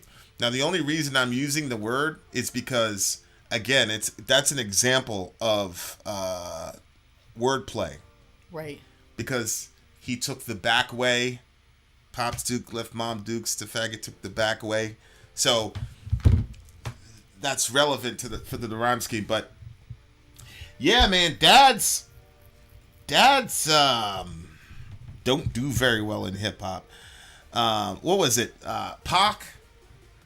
Why do you think that is? Talking about his dad, and when he died, I didn't cry because my anger wouldn't let me mourn for a stranger. So they just don't do well in rap, and we're the generation of, when mass incarceration really hit during the crack era and all that. Big, this guy, me, we're the generation after that. So, we're the generation that, okay, what are the results of mass incarceration of black men? And I think it's very, very fascinating when you look at what's happening right now in the conversation relative to masculinity. When they're talking about the manosphere, guys like Jordan Peterson, Andrew Tate, whatever. Yep. People are starting to recognize that at a cultural level, we have a man problem, and not in the sense that men are the problem, but going actually underneath that and realizing that there are no father figure. The archetype of the father figure is gone. And all men are hearing in the media is that they're horrible. Now, Jordan Peterson and the rest of those guys in Manosphere, most of the time, it's appealing to men. And I remember when all this stuff first happened, with Jordan Peterson and all the rest. I was intrigued by Jordan Peterson because of his intellectualism. But he kind of blew up overnight, and I remember he was talking at Liberty University, and we know somebody we know somebody that's Yep. And the guy and the kid interrupted the whatever and breaks down and starts crying. Yep. And he says, "I'm unwell, I need help." And Peterson was the first guy there. And then the other guys showed up and they started praying over this dude. But it changed my that moment changed so many things for me. Like the whole incel thing. Like we've got shows, and this is one of those people always ask, like, do you regret whatever? Because you've got thousands of videos. There was one particular show where I was dealing with one of these folks. And if I could have taken it back, I'd have taken the whole thing back. The context of the show was, do we still need feminism? And this guy was calling and saying no. So I'm always going to default to the underdog, not realizing that there was something really major kid, going on. There's a lot of dudes with a lot of father wounds, and one of the things that really gets me really angry is when I hear progressives who don't have children talk about mothers and fathers as if they're just interchangeable pieces. As if they're not. No. No, they're not. Mothers are necessary. Fathers are necessary. Yep. I understand people have their ideologies, and so if you admit that mothers and fathers are necessary for the healthy development of the child, it has implications otherwise. But I've been on the Middle America channel, and I've actually had people try to tell me that a kid's going to be fine if he grows up without a dad. I'm like, how many kids do you have? None. So all these like mega progressive people that tell us we don't need fathers and all the rest of it, like, no. If we don't have fathers and we don't have strong men, you get Andrew Tate. I'm not going to say you get Jordan Peterson, because y'all are just crazy relative to Jordan Peterson. He's not as bad as you think as you guys are saying that he is. It's just crazy to me when people like Anna Kasparian or whatever have the nerve to criticize Jordan Peterson's intellectual bona fides. I think that's just insane. Shout out to Brazil. But yeah, they hate Jordan Peterson. I mean, mostly they hate Jordan Peterson because of trans stuff. Because that's how he got famous. Was he spoke out against having to be forced to use other people's pronouns, even though he used the pronouns of his students when they were in class. But all the rest of it. But oh, really? That's but what people don't understand about Jordan Peterson is that when you read his books and you listen to him talk, he's telling young men how to be men. And he's starting at a real basic level. Get up and make your bed. Yep. And I had my older brother. So I'm sure I do have it because you don't know what you don't know. But the wound of the father wound is less so for me because I had my older brother who really, to me, functions like a father figure. I mean, he was just so mature. He was the reason. I mean, I didn't follow his path when I was down there, but he was the reason that among my friends, I was the one with the head on the shoulders, which is insane to me. But he's so I don't know if I've had that or not. My older brother was the one that took me to my first job interview. He was also one that gave me my first pep talk when I didn't get it. Oh. He was the one that told the judge I had a 4.0 GPA. When I got jammed up and I had a shit public defender, my older brother got up there and took it. He always so my older brother was my father figure. So I didn't necessarily grow up with that feeling of who's gonna guide me, who can I talk to, who's gonna teach me how to be a man, all that shit. That was mostly my older brother. He didn't really give me a lot of advice about girls because we engage with girls a little bit differently. But other than that. But going here and he's talking about drug dealing, he's talking about eating ramen and all the rest of it. All the locus of all of that is losing his father. So that has so many ramifications on a man, and that the only thing positive I can get from this manosphere stuff is hopefully people are going to start having a cultural conversation and go, why is it that these men are attracted to a guy like I think Andrew Tate is a perfect example, just horrible human being. From what I know, he could be completely innocent of everything, although he's admitted to having girls do cam work for him or whatever. Yeah. And I have no respect for dudes that do that either. Yeah. So, you're out there exploiting women. Man, fuck you, Andrew. I hope you rot in a Romanian prison. But there's no conversation about why, and it's because we vilified men in this culture, especially the people that Jordan Peterson appeals to. Yeah. We don't. Well, I don't care about why cis white males are hurt and why they need a father figure and why they got a generation of kids raising themselves. We don't need to talk about that. It's just men are bad, and Jordan Peterson.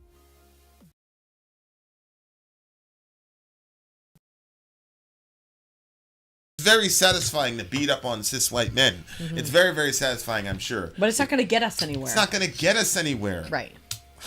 It's not going to get us anywhere. It's we got to figure out why these cultural phenomena are happening the way that it happens. Because I'm sorry, man, dudes are in serious pain, and don't worry about it. As you can hear, dudes are in serious pain, and they're not being given the tools to deal with it. Now, as a black person, it's even worse, because on top of just the exigencies of life, we've got an entire society and system that's designed specifically to target us and put us in these facilities. I mean, when I got jammed up by the police, it wasn't because I had a gun in my hands. It was because I spent too much time at a bookstore getting a book of poetry for my brother, and the cop, he had it out for me. And it was obvious that he had it out for me, and he literally got me a summons. I was 2 blocks away from school in a fire drill. So that and other experience, all my friends have had them. You got an entire system that's designed to get you, bro. You got an entire system that's designed to get you on top of the fatherlessness issue. That's why I have very little pity for these. When I hear people talk about getting triggered, all these disparate groups that get triggered, it's not that I don't care, it's just I don't justify it. Mm-hmm. it's hard for me, I talk about this, like the trans person, they were getting misgendered in the GameStop, so they just blew up the GameStop. They just trashed it all over the place. I'm like, that's an indication of your privilege. That you think that because somebody called you something you didn't want to be called, you get to tear up the store. That's privilege. Yeah. Like, 100%. you know what I'm saying? Yep. So, like, come on. Like, you're 6'3", you've got a very angular face. Your upper body is not transitioned. I'm sorry. And because this kid made a series of mistakes, you get to completely destroy GameStop, fucking on camera, threaten this kid, that kid was clearly nervous, threaten too. to physically assault him, all types of shit. Yeah. Nothing happened. Right. Could you imagine if I did that in a GameStop, somebody slipped up, called me a nigger, I just destroyed everything, threatened to beat the hell out of the guy? What do you think would happen to me when the cops showed up? We all know what would happen. So my point is, songs like this are important because it's highlighting, you got a generation of people that have a massive father wound because of mass incarceration. Mm-hmm. And so if Jordan Peterson is necessary for society at large, what do you think is going on in our culture? And that's why black folks are just killing each other, like, because they're full of anger and they're full of pain. They don't know where to ventilate it, and like it's because a lot of them are so defeated mentally. I talk about this a lot, where the book of Exodus opens up with the Israelites enslaved to the Egyptians. Yep. And it opens up with two Hebrew slaves fighting each other. Yep. And Moses shows up, and he it doesn't show up with them fighting. It actually shows up with an Egyptian slave master beating the hell out of some Israeli. Right. So Moses shows up and kills the guy that did that. The next day, the Hebrew slaves are fighting each other. Moses says, "Don't fight him, he's your brother." And the guy turns around and says to Moses, "Are you going to kill us like you killed the Egyptian?" That's a very fascinating story, because you got people enslaved under brutal, harsh treatment. Not like the nice treatment that white people gave us. You got these slaves under brutal treatment, and you can tell their spirits aren't completely broken because they're fighting each other. Why wouldn't you fight your oppressor? Farrakhan asks this. He says, "Listen, you guys are killing each other on camera. Yeah. You guys are doing all time. You doing broad daylight hits, and then as soon as these white folks in the blue car shows up, y'all out of there." Maybe it's a sort of defeated feeling that, like, you can't beat all of Egypt, Correct. but you could fight your brother and Correct. win. You can't beat Egypt because they've enslaved you, but you still have all this pain because you're a slave. So where is it going to go? It's going to go to your fellow brother. Right. Like, if these people ever figured out, why am I shooting this guy? He looks like me. He's not oppressing me. We have a problem in this country. Shit would change tomorrow. Mm-hmm. It would change tomorrow. That's why there are certain groups in this country that have a vested interest in keeping black people at each other's throats. It's a lot safer for a lot more people. So, love the song because it hit up on the real issue, which is in the ghetto. It's fatherlessness, and why there's fatherlessness. There's a multitude of issues there, but there you go. Yeah. Yeah, I thought it was really good. Some of the lines were like when he said, "My music is a pain in my mother's eyes." Mm-hmm. Oh man. Just some of the lines were just pretty deep. I really liked this song. I'm gonna actually give this one a 9.7. Do we have audio issues? Amy alluded to that, so we'll see. Being indigenous in a white man's world can be worse. I'd rather be intimidated to the whites than being ignored altogether. We've been in invisible society for eons. Yeah, I hear you. Especially when these indigenous girls turn up missing and nothing happens, and then some, no disrespect, but some white girl turns up missing. The entire country's got to look under their couches and shit to find her. But the indigenous girl is missing. It's business as usual. We don't even know. Yeah, right. Okay. A roundtable on why men don't matter anymore needs to happen. I agree. I think that'd be a good Middle America conversation. We need 2 more guests for that, Dan. But yeah, once we get 2 more guests for that, let's do a show on that for sure. For sure. Okay, what'd you give the song? 9.4 for me. 9.7. 9.7 for me. Excellent. We shall return. More hip hop. We'll be Deeper right than you back. thought, losers. Deeper than you thought. We shall return. I'm Vin. I'm sorry. If you would like to get your song reviewed, dear listener, there's the Filthy Capitalist option. As Sorry says, 125 gets you straight to the head of the line. You don't have to be a part of the alliance. You don't have to be part of the group. Wait a minute. And the biggest thing is you don't have to wait. You hop, skip, and jump right in front of everybody. 125 gets you there. You do that 3 times, and you get mashed down to the $75 rate for perpetuity. Yes! Also, there is a band review option. So if you've got a band and you're trying to get your band some exposure, hit me up at sorry@gmail.com, and I'll show you the details about how to pull You that can off. also jump on Patreon, and there is a option on the tiers to be able to get your band reviewed. Obviously, we can't lie to you, so we can't guarantee a positive review. Get what you get. It's just rubbish. Rubbish. That's British for garbage. My favorite is the community option. $1 at the gate gets you in at Patreon. You get to join an alliance. The alliance joins their points together, and that helps determine what songs that we do. The alliances hang out on Discord. Message me on Patreon to get the link. And they do all kinds of other cool things. They do Minecraft, Dungeons and Dragons. Yeah. It's really a community within the community. Anybody can go in the village, facebook.com/VinandSorry. There's 160,000+ people on the channel. What's cool about the Discord is that it offers a real opportunity for community connection, friendship, that type of thing. And it's on Discord, so if you're not a Facebook person, it's for you. You start off at $1. Right. Plus you get exclusives. Sorry and I are working on a song. So the first 15 seconds of that was on Patreon. Also, at $15 tier and above, when we actually debut the video, they're going to be there live with us. There you are, dear listener. Buy merch. Buy merch indeed. A child shall lead them. To buy our merch. Yes, dear listener. We are in the midst of a metalhead reacting to hip hop stream. The West Side East Side stream. West Side East Side stream brought to you by the big homies. Yes, we have DJ Mike, and we also have DJ Negative Vibes on tonight.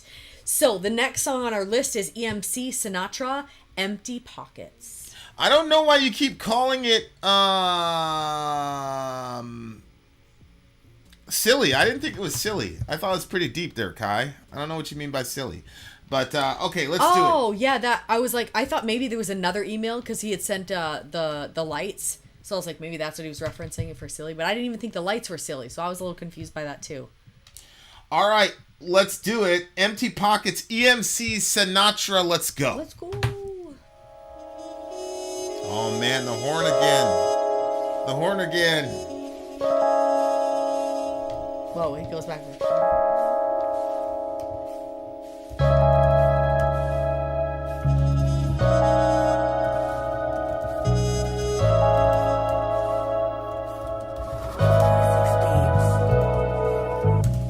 I remember when I didn't have a place to sleep. Looking back at when I didn't have no food to eat. My parents argue when I don't know how long I could take it. I'd be a coward if I broke to every situation, but I made it, so could you. Look at what they put me through. Breathing in a living hell, but I don't want no different shoes. These streets are cold, come walk with me through Alaska. My mom left my dad, so for 3 years they called me bastard. I was going through it tough, I ain't never had enough, but it turned me to a young man that just don't give a fuck. While they searching for the best high, throwing up the west side, I'm stressing over here trying to figure how to get shit right. And ever since I lost my dog, it's getting hard to cope. But he gon' live through me and I'ma make it for us both. My girl's been telling me I ain't the same, I know it's true, but tell me where your head would be if your friend died in front of you. I don't wanna feel this pain no more. These blue skies don't feel the same no more. I'm trying to go, they wanna bring me down. I swear they don't wanna see me smile. I don't wanna feel this pain no more. These blue skies don't feel the same no more. I'm trying to go, they wanna bring me down. I swear they don't wanna see me smile. I shed a tear for every kid that's in a broken home. I put my fist up in the air for every soldier gone. Cause ever since they took my brother, man, my life's been different. And plus my girl just left me cause she said I'm acting distant. But what the fuck do they expect from me? Feeling so alone at home, I feel it especially with Matilda right next to me. Crying while I would listen to songs, the music would set me free. Write it down, Jay was telling me the pen is there to set me free. So I scribbled my misery and it went down in history. Inspire people listening, I still had empty pockets, but I felt rich off life. If I could start from scratch, then I relive it twice. We on this earth to serve a purpose, then we pass away. If God would answer all my questions, I stayed asking for days. And even though I never hear him, I just know I'll be okay. I told my sister it's alright, one day we both gonna be okay. I don't wanna feel this pain no more. These blue skies don't feel the same no more. I'm trying to go, they wanna bring me down. I swear they don't wanna see me smile. I don't wanna feel this pain no more. These blue skies don't feel the same no more.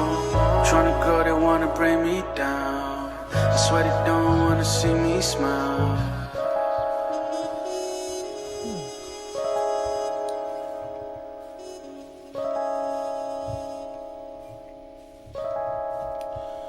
That was EMC Sinatra. Yeah. I'm with it. Yeah, that one was interesting because I was talking about the hip hop I grew up with. Yeah. And the only time you could express any sort of sadness was when when you lose one of your folks. Mm-hmm. One of your folks dies. And then but here's the he was talking about, I don't know. It looked like he was talking about his mental health overall. Yeah. And about how people didn't want to. So this is this is what I'm saying about like the new generation of hip hop. They're not as lyrical. I'll agree. And I judge whether or not somebody's lyrical by whether or not I think I'm as good or better than them. Okay. So if I'm as good or better than you, then I feel like you're a trash rapper. Oh. Okay, but okay. So here's what I'll say about this generation. There's a lot of rappers in just this generation where I'm like, me and him are pretty close. I you know, or the cold like Minnesota guy. You know. But what I will say about this generation of rap is they seem to be a lot more vulnerable and open about their emotions. That's so good, yeah. Than the rap that I grew up on. Yeah. So that I could say to the new generation is a real kudos, because I feel like we were limited growing up as far as like the range of I feel like we could have had some real classics by some, like if Jay-Z would have allowed himself to be really vulnerable. He's got a song called Lucky Me, but again, it's still more, you know, bravado. You know, told the judge didn't budge, it was him or me. I wasn't trying to be hard, but I'm guilty as charged. You know, like I thought he did one in response to Beyonce. Yeah, but that even that wasn't very like raw. Okay. I mean, it was basically him saying, I made a mistake, I'm sorry, that type of thing. But it wasn't really like okay.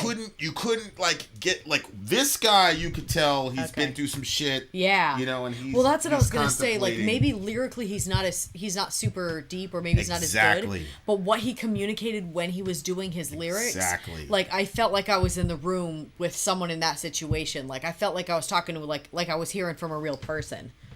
So I thought he did really communicating. Damn, when I saw King in the title, I was hoping it would be King Von. I cannot. I don't even understand myself, like the draw of a guy like Von, why he's so fascinating. I was just thinking about him today. Rest in peace, King Von. Unbelievable. Yeah. Unbelievable. So sad. So sad. Yeah, so he's talking about like the things that he's been through. I don't want to feel this pain anymore. These guys don't seem the same anymore. I'm trying to guard it, but I want to bring me down. As you go up, he says, you know, he didn't have a place to sleep, didn't have a place to eat, and I'd be a coward if I broke down every situation. That's a... Yeah, go ahead. I thought the saddest part was, obvious. It's the relationship part, guys. But when he was saying like he had lost his friend or whatever, and then like he was so different that then she broke up with him because he was too distant. It's like, how much do you expect from somebody? They just lost somebody. You want them to just be regular? Like, yeah. That's so weird. What do you mean, yeah, with that long hesitation? What does that mean? Well, because I just, look, people, everybody has expectations of what they think people are going to do for them. But in reality, I'll be careful about how I say this.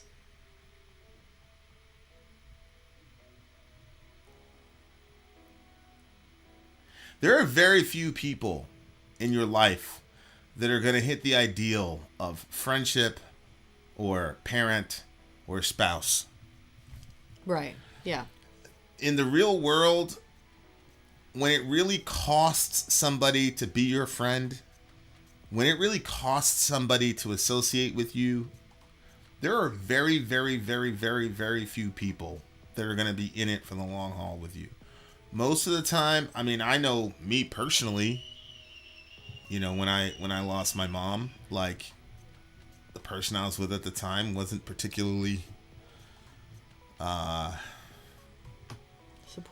supportive. Especially considering the way that my mom went out, the same way her mom went out, so you'd figure there was some understanding. There was none. And I, as much as I can think about, I don't have any real negative feelings to her about that, or about other people. There were people that knew, like, that my life was like on fire, and were basically like, well, we still need you to do X, Y, Z, and all the rest of it. And look, man, at the end of the day, like, those people, I was doing something for those, they were getting something out of me or something like that. And so they didn't want to lose that.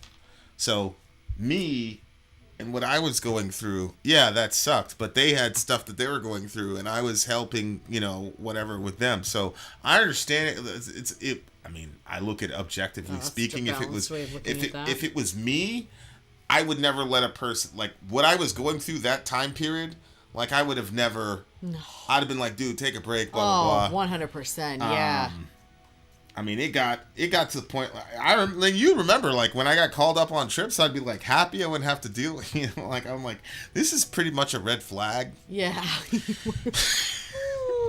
Yeah, really. Like, oh my god. I'm spinning out, and everybody's like, oh man, like, we gotta get home. Everybody's like, oh, we gotta get home, we gotta make sure everybody's safe, everybody get home clean or whatever. I'm like, yes, I'm going, yes. And maybe, oh my gosh, that's so bad. Wow, that is so crazy. That's why I took more risks than everybody, because they thought I was trying to be a badass. It really just so, like, I understand, like, you want people to be there for you and all the rest of it. That phrase, be kind, everybody's fighting a hard battle. Yeah. It's like, you have to think about that too when people are, like, betraying you or not fulfilling their obligations as your friend in friendship or whatever. Like, you just gotta understand, they're fighting a hard battle too, man. Mm-hmm. And yeah, I mean, they sold you out to make life better for themselves or make life not as hard for themselves, but they did a calculation. That's all they could do. And how can you resent somebody for that weakness? Like me, like, I'll never talk to you again, but I'm not going to sit there and sit there in, like, resentment and anger and, like, ridiculous. Like, they did what they needed to do for themselves in that moment. They're just communicating to you, I'm not somebody you should invest more time in. Yeah. Right? Yeah. If somebody's doing that to you, they're not in a space, or I'm not in a space where I could invest time with you then. If that's what you're saying. But I'm not going to say that you're a horrible person because you couldn't come through and be the support that I needed you to be. I think that's a self-focused way of looking at why people are the way they are. Listen, if you're friends with somebody, there's something about them, or you're the girlfriend or boyfriend, there's something about them that you liked. Mm-hmm. So when they didn't come through for you in that particular point, those things don't get deleted. So that's me. I'm like, well, I mean, I was around this person for X amount of years. We enjoyed the time together. Like, we don't have to put superimpose some other thing on top of it to where I say, okay, but yeah, they were horrible the whole time. Mm-hmm. Like, no, like, you were great. And then the friendship got tested at a certain level, and you demonstrated that we were not friends at that level. That doesn't make you bad. Yeah. It doesn't make you a bad person. It doesn't make you horrible. It doesn't make me a victim. It doesn't make you. It just means that was the level of our friendship, and you had to do whatever to protect yourself. I understand that. I'm just not. You know what I'm saying? Like, I'm not gonna waste time. I have a very keen understanding of my mortality, so I'm not going to waste time with you anymore. And that doesn't mean you're a waste. It just means me personally, the way that I do relationships, it would be a waste of time for both of us, because now I don't trust you. Now I'm questioning everything. You know how my mind works. I'm like, this is just be a waste of time. So I'm just never going to speak to you again. Like, it's just a waste of time. That's so interesting. I never noticed that angle of why you do that. That's so interesting. Okay. Yeah. What? Why you're like, okay, that relationship is done. Like, that's an angle that I didn't know, is that you're like, you did the calculation and you're like, there's literally so much work ahead to, we're just not. Yeah, it's just going to be, yeah. Why should we do this? Maintaining fake relationships to me is like the biggest waste of energy I've ever seen. But it's a pastime that's like been exponentially multiplied now because of social media. So now you have all these different dynamics. I can talk to you without seeing my body language, so I can still talk to you. I can hate your guts, but you won't know because I'm just texting. It's just in text form, so you could potentially think we're still all good when in reality I'd smack the shit out of you if I saw you. You see what I'm saying? Yeah. So like, I don't believe in keeping dead relationships on life support. Let them shits die. We'll see each other again at the resurrection, inshallah. You know what I'm saying? But this kid is talking about like some real deep pain that he was going through. And yeah, there are some people in his life who, hey, XBM is here. There's some people in his life who, you know, she just couldn't come through for him. And for that girl, we don't know what she was dealing with. You see what I'm saying?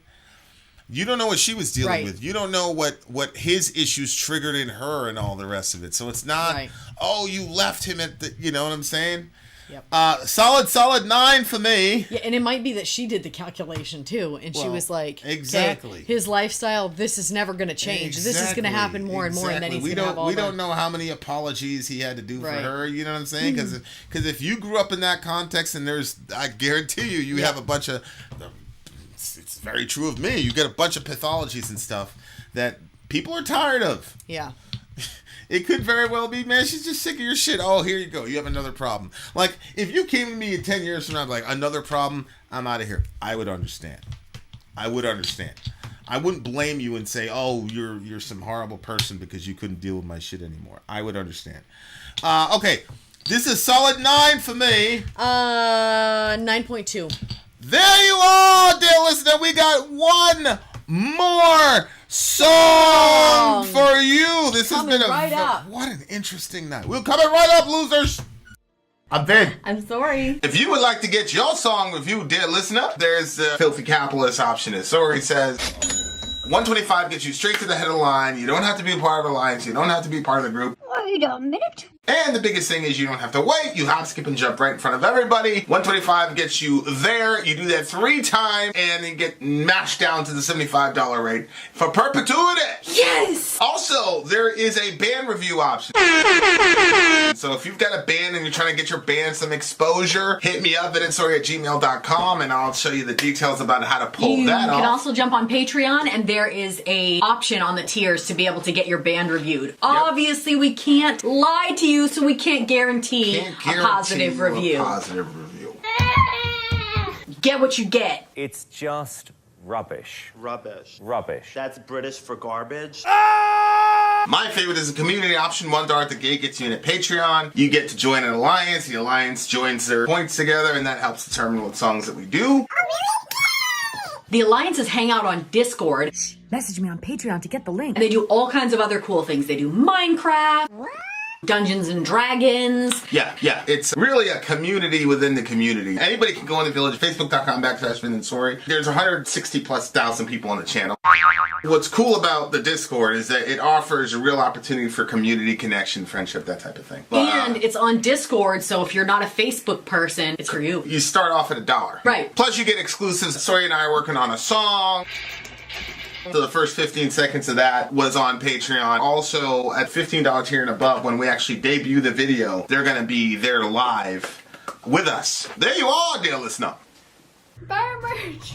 Buy our merch indeed, and y'all shall lead them. To buy our merch. Yes, dear listener. Yes, dear listener. Yes, dear listener. We are in the midst of a hip-hop night. Last song of our hip-hop stream. We are a Christian reaction channel for sure. We are. That's true. And we are a metal reaction channel for sure. But today, hip-hop has invaded. We are a scientific Christian metal channel. I have to have that in there now. We're going to add that. All right, last song on the list is King Lil G. The name of the song is Grow Up. Uh-oh. This will probably be sad. Sad. Ready, babe?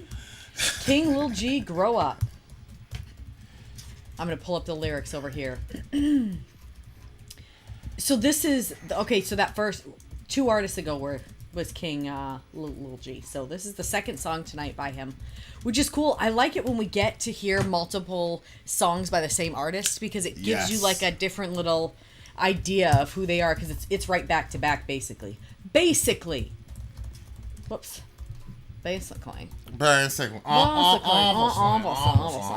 So, here we go.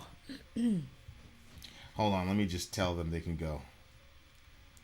The baby is not in bed. They're still holding him? Yeah, he's down there with them. Why are they doing that at 11:30? I'm assuming it's because nobody wanted to sit up there to make sure he was good. They wanted to all be together. All right. Here we go, guys. King Lil G, grow up. Let's do it.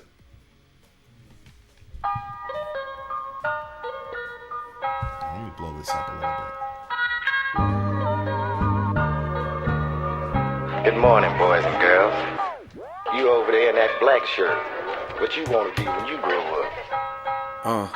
My mother worked 2 jobs, gang banging was too raw. 1993, I was bumping some of that Snoop Dogg. Murder was the case, my uncle called a case. My grandmother stressing out, I could feel the pain. Acting older than I was, I should have been acting my age. I had to walk to school, I got recruited to the gang. My mother tried to do her best on minimum wage, but it was hard when I seen the drug dealers in the range. Such a bad example, she didn't even know it. I truly needed my father with me, you need to know it. You need to know it, cause I need someone to be heroic. Someone to motivate me when I wanna be a poet. I truly think that I could be the dopest. Maybe notice, never losing my focus. But you ruined the moment. Shit was hard in my apartments. Roaches and old carpets. I'm an enemy target. Mattresses by the garbage. I know it's hard to grow up.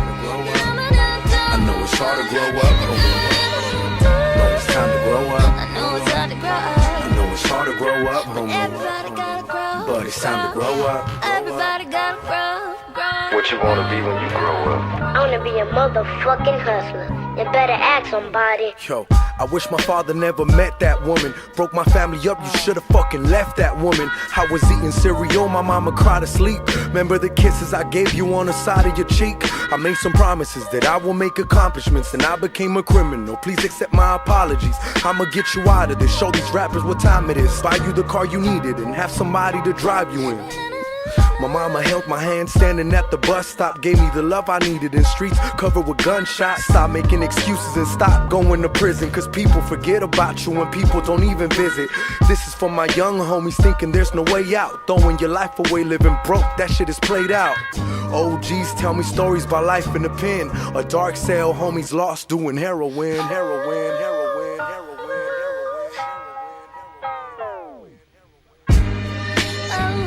It's hard to grow up. I know it's hard to grow up. But it's time to grow up. I know it's hard to grow up. I know it's hard to grow up. I know it's hard to grow up. But it's time to grow up. But everybody gotta grow up.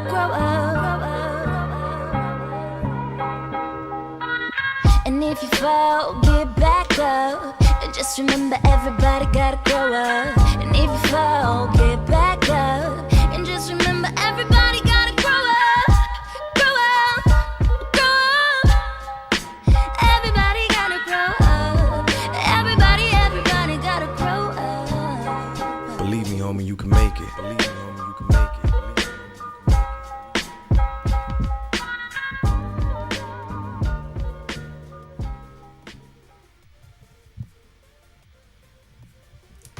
liked her singing at the end. This is a good one. Man. Okay, listen, I have to admit, this time I listened to some of the lyrics, and then some of the time I just let the lyrics go just to feel it. And I enjoyed the beat. But it was a sad story. The dad got with this woman that ended up breaking up their whole family. That's sad. But when he said, "Remember the kisses I gave you on the side of your cheek," I was like, "Oh." That was to his mom. To his mama when she was crying. She was crying herself to sleep, yeah. man. Yeah. That shit is. Yeah. See, that's the thing. You never want to put your sons in a situation where they have to protect their mother from their father. Ugh, that's. But that's why I terrible. said, like, I never had that kind of father wound type thing, because my older brother, he did that role too. So when my mom and my stepdad were getting into it, no disrespect to Mr. Man, but when they were getting into it, like, my brother was in the middle of that shit, my older brother. And, you know, Junior was as skinny as a rail, man. Like, he was, he took his little broom, and Mr. Man was looking like, "What are you going to do to me, Junior? You going to do something to me? Look at that. And Junior was like, "Take another step. We'll do it." I was like, "Yo." And, at the time, I was, like, out. I was, like, razor size, you know what I'm saying? Like, I had nothing, and I didn't know what was going. I didn't really know what was going on. And my older brother, like, yeah, there was a lot of. As if you remember all that. Listen, man, my brother. Let me say it this way: there were members of my family that concocted a plan, lied about another member of my family, and got him locked up. Like, no bullshit. Like, it was like to that degree. That's how far. Like, shit went growing up. So, oh my gosh. Yeah. That's an archetype actually in the hood of the son who goes and fixes everything. That's an archetype. Oh, really? Yeah. If you listen to Pac's song "Dear Mama," he's like, I hope you got the diamond necklace that I sent you. I love paying all your rent when the rent's due. Yeah. Yeah, and he's talking about drug dealing. Yeah. So that was the mentality. So in the 80s and all that, you had mass incarceration of black families. Black families break up, and so now you had this gap, and a lot of times the son had to would mantle, come in and take up that mantle, and the way to do that was to sell drugs. Wow. So Jay, Big, all these guys, like, that's all they're talking about. Now, in this situation, this has nothing to do with mass incarceration. This was, you saw a girl with a fat ass, and then you're going to leave your family behind. And that was, I remember seeing my mom cry over my stepdad. They could never figure it out. She didn't do it a lot. But I would hear her in the room crying, hurt. And it was, there was physical stuff happening, but she was just hurt. That's unnerving as a kid to hear that too. Well, my mom was such a strong personality. She was so strong. You couldn't tell her anything. My mom was, But yeah, like, hearing her cry, I just remember being like, yo, I'm not going to do that. I'm never going to be in that. And it's one of the things that, like, kept me in, probably, people say I was probably 4 or 5 years too long, but it was one of the things that kept me in that relationship. Yeah. It's because I married her, I committed to her, and so, like, I was never going to leave. And, so,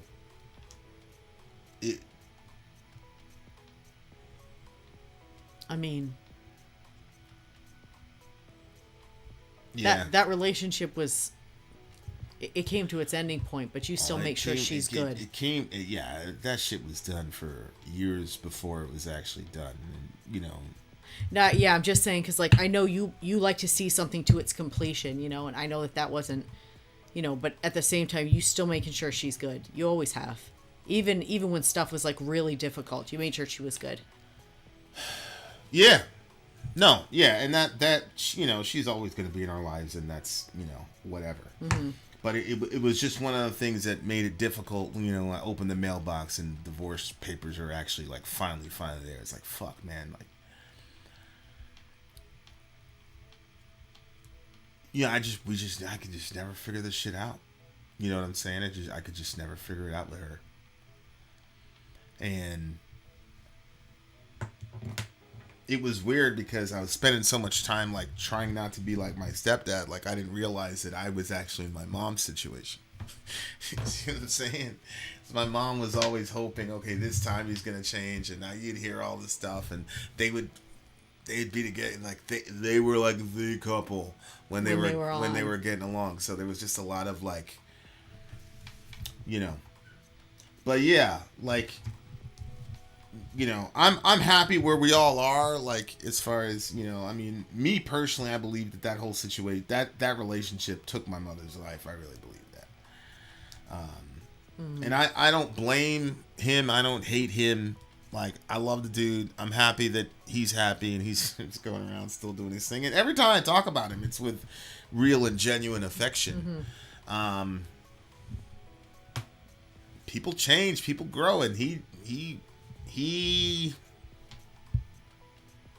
wasn't it, you know what I'm saying? He's a different person now, you know, and so that's what I, you know. But yeah, those things are tough, and that's one of the reasons why, like, I was never ever gonna leave my kids without a father, dude. Like that was never gonna happen. So like when she was saying all that and all that shit, I'm like, yo, like there was no discussion, there's no debate, there's no nothing. I remember like calling the lawyer when she sent me the papers, and he's like, all right, how much you trying to get, you know, like, for child support? I'm like, I don't think that's going to be necessary. He's like, she's going to ask for child support. I said, no, I have the kids. He said, you have the kids? I'm like, yeah, I got the kids. Like, that's, like, our family, like, we don't fuck around with, I mean, you know, like, generationally, like, we don't fuck around. I was like, no, I got all the kids. He's like, well, how much? Like, what's the split? I'm like, I have them full time. He's like, okay, so we're going to sue for child support. I was like, no, I'm not doing that. He's like, what? I was like, I'm not doing that. Just get us through the divorce or whatever. He hung up on me. He wouldn't do it. He wouldn't do it. Yeah, he was probably so yeah. He probably didn't want that on his record. He's like, yeah, it made no sense because you're like an anomaly. So we got our shit done. We did it without the court and whatever. It's hilarious. I mean, she's downstairs right now. I know. She's downstairs right now with the kids. You know what I'm saying? She's like, can I start some laundry? I'm like, sure. I gotta tell you though,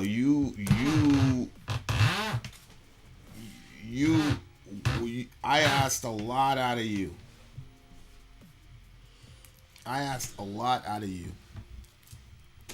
And I know that. So, thank you. But yeah, it was tough. Yeah, I mean, it was, but I kept thinking, you know, I knew you were trying to do what was best for the kids. I wanted what was best for the kids. I wanted what was going to bring you the least amount of stress. So I didn't always do good. On the times that I did do good, like, yeah. But it's better for the kids. Today was the first time that they were like, is it ever weird when you're talking to our mother? Because as they're getting older, you know what I mean? And then some crash happened, and so the conversation just moved on. But, I mean, they've gone all this time without even thinking that could be weird. So, yeah, it's cool. It's good if you can do that for the kids. And I think everybody should, to the absolute best that you can, like, try to make stuff work out so that way the kids feel less of the impact of... It's not really mind-boggling to me because I understand, like, homeboy, like he has if you come from a divorced household, you kind of have, if you're thoughtful, you can see how that is the pitfalls and the we're at war, so then the kids are gonna get, you know, some of the shrapnel. And so I think because of that, I've been able to make different decisions than you know, homeboy. And you know, I don't have any ill feelings about that issue either relative to that. I understand where he's coming from. He's never experienced that before, so he's just gonna go out and do and say a bunch of dumb shit that I'm sure he regrets already. You know what I'm saying? So we're all out here trying to make it. It's a good song, though. It was real. I'm very surprised. These are two songs where the dad just went off with some girl. Well, no, remember 2 of them were the same guy, right? So the song before was it a was the different one guy, right before, and the dad right. had went off MC Sinatra. Okay. And then in this situation, same thing happened. She is incredible to me. It's unbelievable. Sad. Like, I don't understand how you could do that to a person that you love in general, but you got kids now, you're gonna do that shit. That shit is crazy to me, bro, that people are like that. That's just unbelievable that people would do something like that. And that's why, like, some people on the channel, like, I love everybody knows I love everybody, but like that's why me and Dan have had that kind of because when you're going through the particular situation that me and him were going through, you feel like you're by yourself. And I mean, in reality, I'm not going to get in all the particulars of mine or his situation, but in reality, it was kind of like that. I mean, literally, it took me to find somebody from fucking Australia or New Zealand, whatever the hell he's from. Right. To find somebody that could really, truly, like, sit down and have that, like, I'm not saying I'm not friends with other people. I'm just talking about, like, the specific kinds of struggles. Right. I just think that's, I think, I just think that that's important. Because I definitely think I agree. I think it's important. It's one of the things that kind of stabilized the ship for me a little bit. I bet. And I bet it helped him too, because I mean, that's the situation is so friggin' unique. I would be in church and I'd be like praying, like, "Yo, send me somebody that knows what the fuck is going on, because I have no idea how to fix this problem." But he knew, well, the problem's not going to get fixed the way that you think it is, and so what you're gonna need is Dan later. So literally, like, it came out like 12, 15 years after I prayed for his ring. Like, you find God kind of puts those people around you. You know what I'm saying? When you need it. Yep. Not when you think you need it, but when he knows you will. You know? So. It's true. It was tough. It was tough going through that, because I was going through that shit in my 20s. You know what I'm saying? So, yeah. Look at this, Luminous Night. Did your faith carry you through those times or develop as a result of them? I would say that it's a both and situation. I'll say that my faith gave me the longevity to do that for 15 years, because, like, people don't know the situation, but it was literally just 15 years of every single day, It was difficult. It was difficult.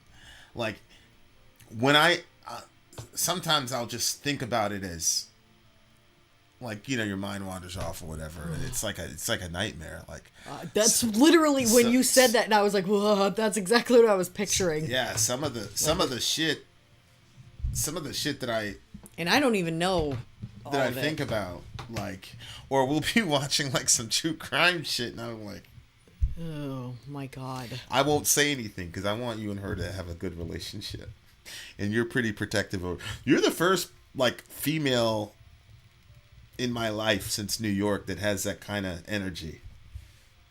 Like, you go out there and do some work.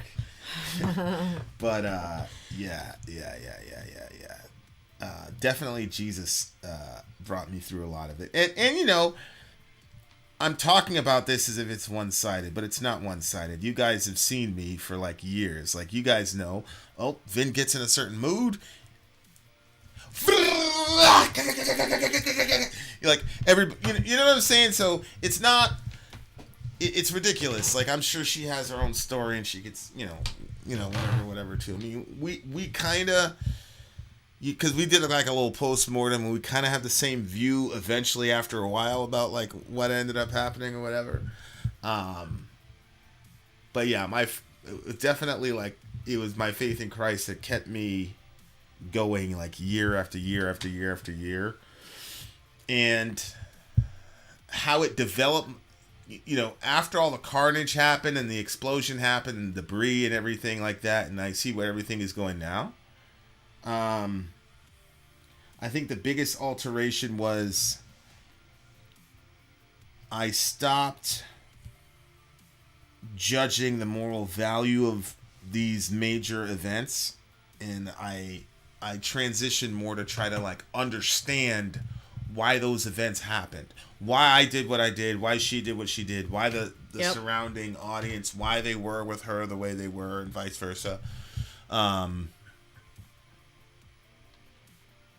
And so I think I'm becoming a more understanding person in the literal sense. Like I'm seeking more to understand why, which also, you know, is why I'm like, oh, you have friends that betray you and blah, blah, blah. It's like all these thought processes, things that I had to think through myself, and looking at your own weaknesses and my inability to make something like that work.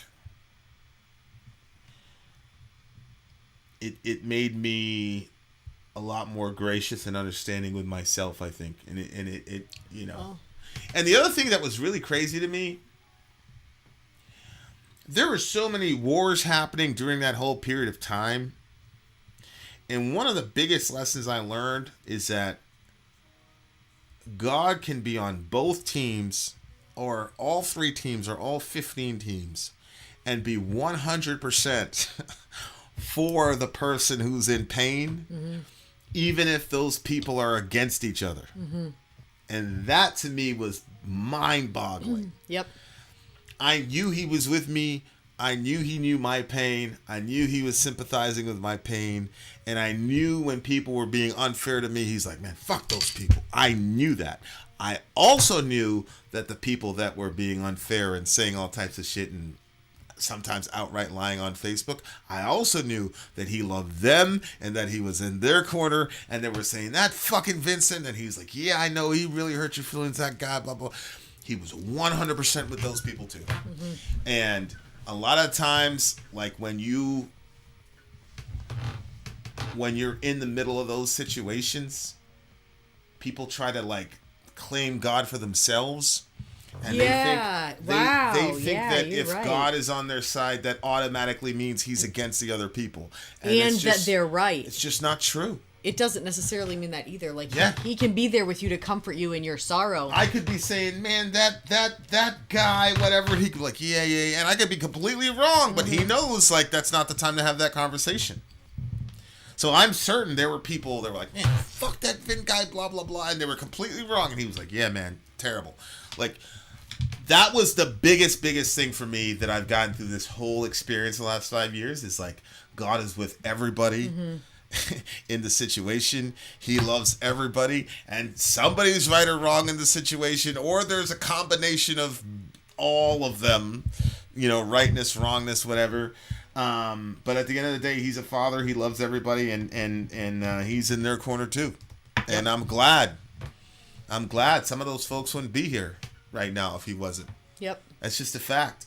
So, but yeah, thinking about that in the song, it brought up a lot of situations, and you know, everybody always says like, I wouldn't have had it any different, blah blah blah. Like, if I could have had it so that my kids weren't fucking traumatized, all types of shit, I would absolutely press that button. Well, yeah, but I think people But since I can't press the button, I'm pretty content about where things are right now.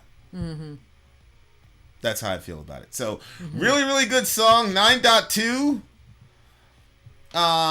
This shows you... Really, 9.2. Did the female vocals at the end, that didn't up it for you? It did, actually. Okay, and you knew that. Give us some burn. Because you know I like female vocals. Yeah, give us some burn. That's going up to a 9.6. I'm not going to lie. I'm not going to lie. For us ladies. Excellent. I'll match you at a 9.6.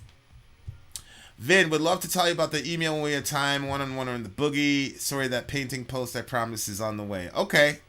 Sounds like a plan. All right, guys. Shout out to the East Side, the West Side, DJ Mike, and Negative Vibes. Thank you guys so much. This was great. Yeah. Hip hop is my wheelhouse. It brought me back to the hood. Yep. Brought me back to the bodega. Wepa. I learned some things about Vinny. I'm happy about that.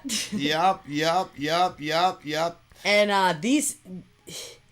We haven't listened to hip hop in a while. We haven't. We had that MF Doom stream. Yeah. So it was nice to be able to kind of get that feel, that vibe. You ever had like one of your favorite foods or a soda and you didn't really realize how much you missed it until you had it? It was like this, like with the hip hop. Okay. Especially, go ahead. I used to drink yellow Red Bulls years ago, and then for the longest time I wasn't drinking them at all, right? Like for the longest. Then I would sporadically get them. So anyway, I had one tonight, which made me feel nostalgic, and then the hip hop music was also like another. So it was a cool vibe. It was a cool feel.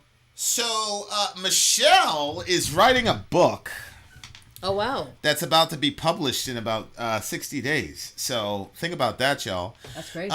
Do you think I have any theory with the release of my book? I mean, it depends on what kind of person you are, Michelle. You know, a lot of people have opinions. I'm sure it's going to bless a lot of people. I'm sure it's going to give a lot of courage and hope to a lot of people. But, you know, there's a lot of hurt people in the world, and the way that they currently have of dealing with their hurt is try to hurt other people. So, realistically speaking, there are going to be people that read what you say, and they're going to say some negative shit. I mean, you got to think to yourself, I had a friend, him and a family member had done a special, a pretty big guy, and they had included a certain detail in the story that did not get it got nixed on the cutting room floor. And it was the dad and his daughter, certain situations happened, and they both kind of basically said, yeah, that's not for everybody. So they took that away. But you just have to realize, like, the type of world that we're in. Like, if you're at peace with the situation, if the situation is a closed deal in your mind, like, for example, I talk about the time I spent at the psych ward, you know, there'll be people like, why should I listen to this guy? He's crazy. He spent time at the psych ward. Well, really? People are going to say that. Right? I talk about a suicide attempt. But why would you say that? Like, if somebody thinks that, you should have been successful, blah, blah, blah. It's because it's the internet. It's anonymity, and people are going to say, so me personally, there's probably something wrong with me. I enjoy shit like that. I enjoy going back and forth with people like that. But there are other people that don't. So what I would suggest to you is that take the worst thing that you're going to talk about in the book and think of the worst possible comment that could be generated from that. And if you can read that and still be okay and still maintain yourself, then keep it in the book. If you can't, then take it out. That's how I'd look at it. And the other thing, too, is, like, you're not only going to write one book, inshallah. You may write multiple books. So it may be that the time is not right to share certain things. That's something you're going to have to consult with your husband and your spirituality on, right? So, I mean, I can't answer that one directly for you, but people are definitely going to jump on the worst possible thing. I mean, look, you can do it that way, as Amy's talking about it, put it as fiction. You could also use a pseudonym. You don't have to necessarily use your actual name. Or it may be you say, fuck those people. I'm completely healed over that situation. There's nothing you could say, you know? And if the case, then great, keep it. The poetry that we've seen from you has been absolutely beautiful. 100%. And I mean, if people are going to talk, no matter what you do, people are always going to be out there talking. But I think that the advice that he was giving, I think that was really good. And also just, this is your thing. If you want to share it out there, just know people are gonna say stuff, but like you're putting yourself out there, and like we do that a lot with our reviews. But if you can just look at it as like, you know what, let go. Like, remember that guy yesterday that we were listening to? You were at the stream, so he had that art form, and then he went into 2 years of seclusion because nobody liked his stuff. But then we were all sitting here last night and we were like, this is unbelievable. Nick Drake was his name. Yeah. So like, there's situation, like, just because it's not accepted by the people that see your art or the people that it's advertised to or the whatever, it doesn't mean that it's trash either. Like, sometimes it's just like, maybe that guy, it was like a timing thing. Maybe, I have no idea. We were all like mind blown that the guy even wasn't recognized in his time, but still, that happens to artists. Mm-hmm. So if you can like accept that, to just say, look, if this doesn't get recognized to the degree that it is beautiful, then we'll just give it some time, you know, like, who knows what will happen in the future. But if you love your stuff and you want it to be out there, like do that. I guess you gotta figure out what your goal is. Yeah. So. That's from Dan. Yeah. Anyway. Thanks, Dan. I respect her too for that. Yeah. So there you go, Michelle. That's either way, it's gonna be awesome, and you know that we're here to support you. So people say some dumb shit to you, they'll never say it. They'll never say it in real life. That's the other thing. They'll never say it to you in real life. Not if Finn's there. That's for sure. Yeah, and that was it Morgan? Morgan's her husband.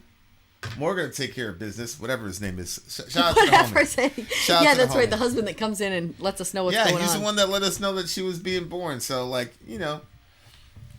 That's right. You can say whatever you want on the internet, but don't let homeboy hear you saying something reckless about his girl. He's gonna put the screws to you.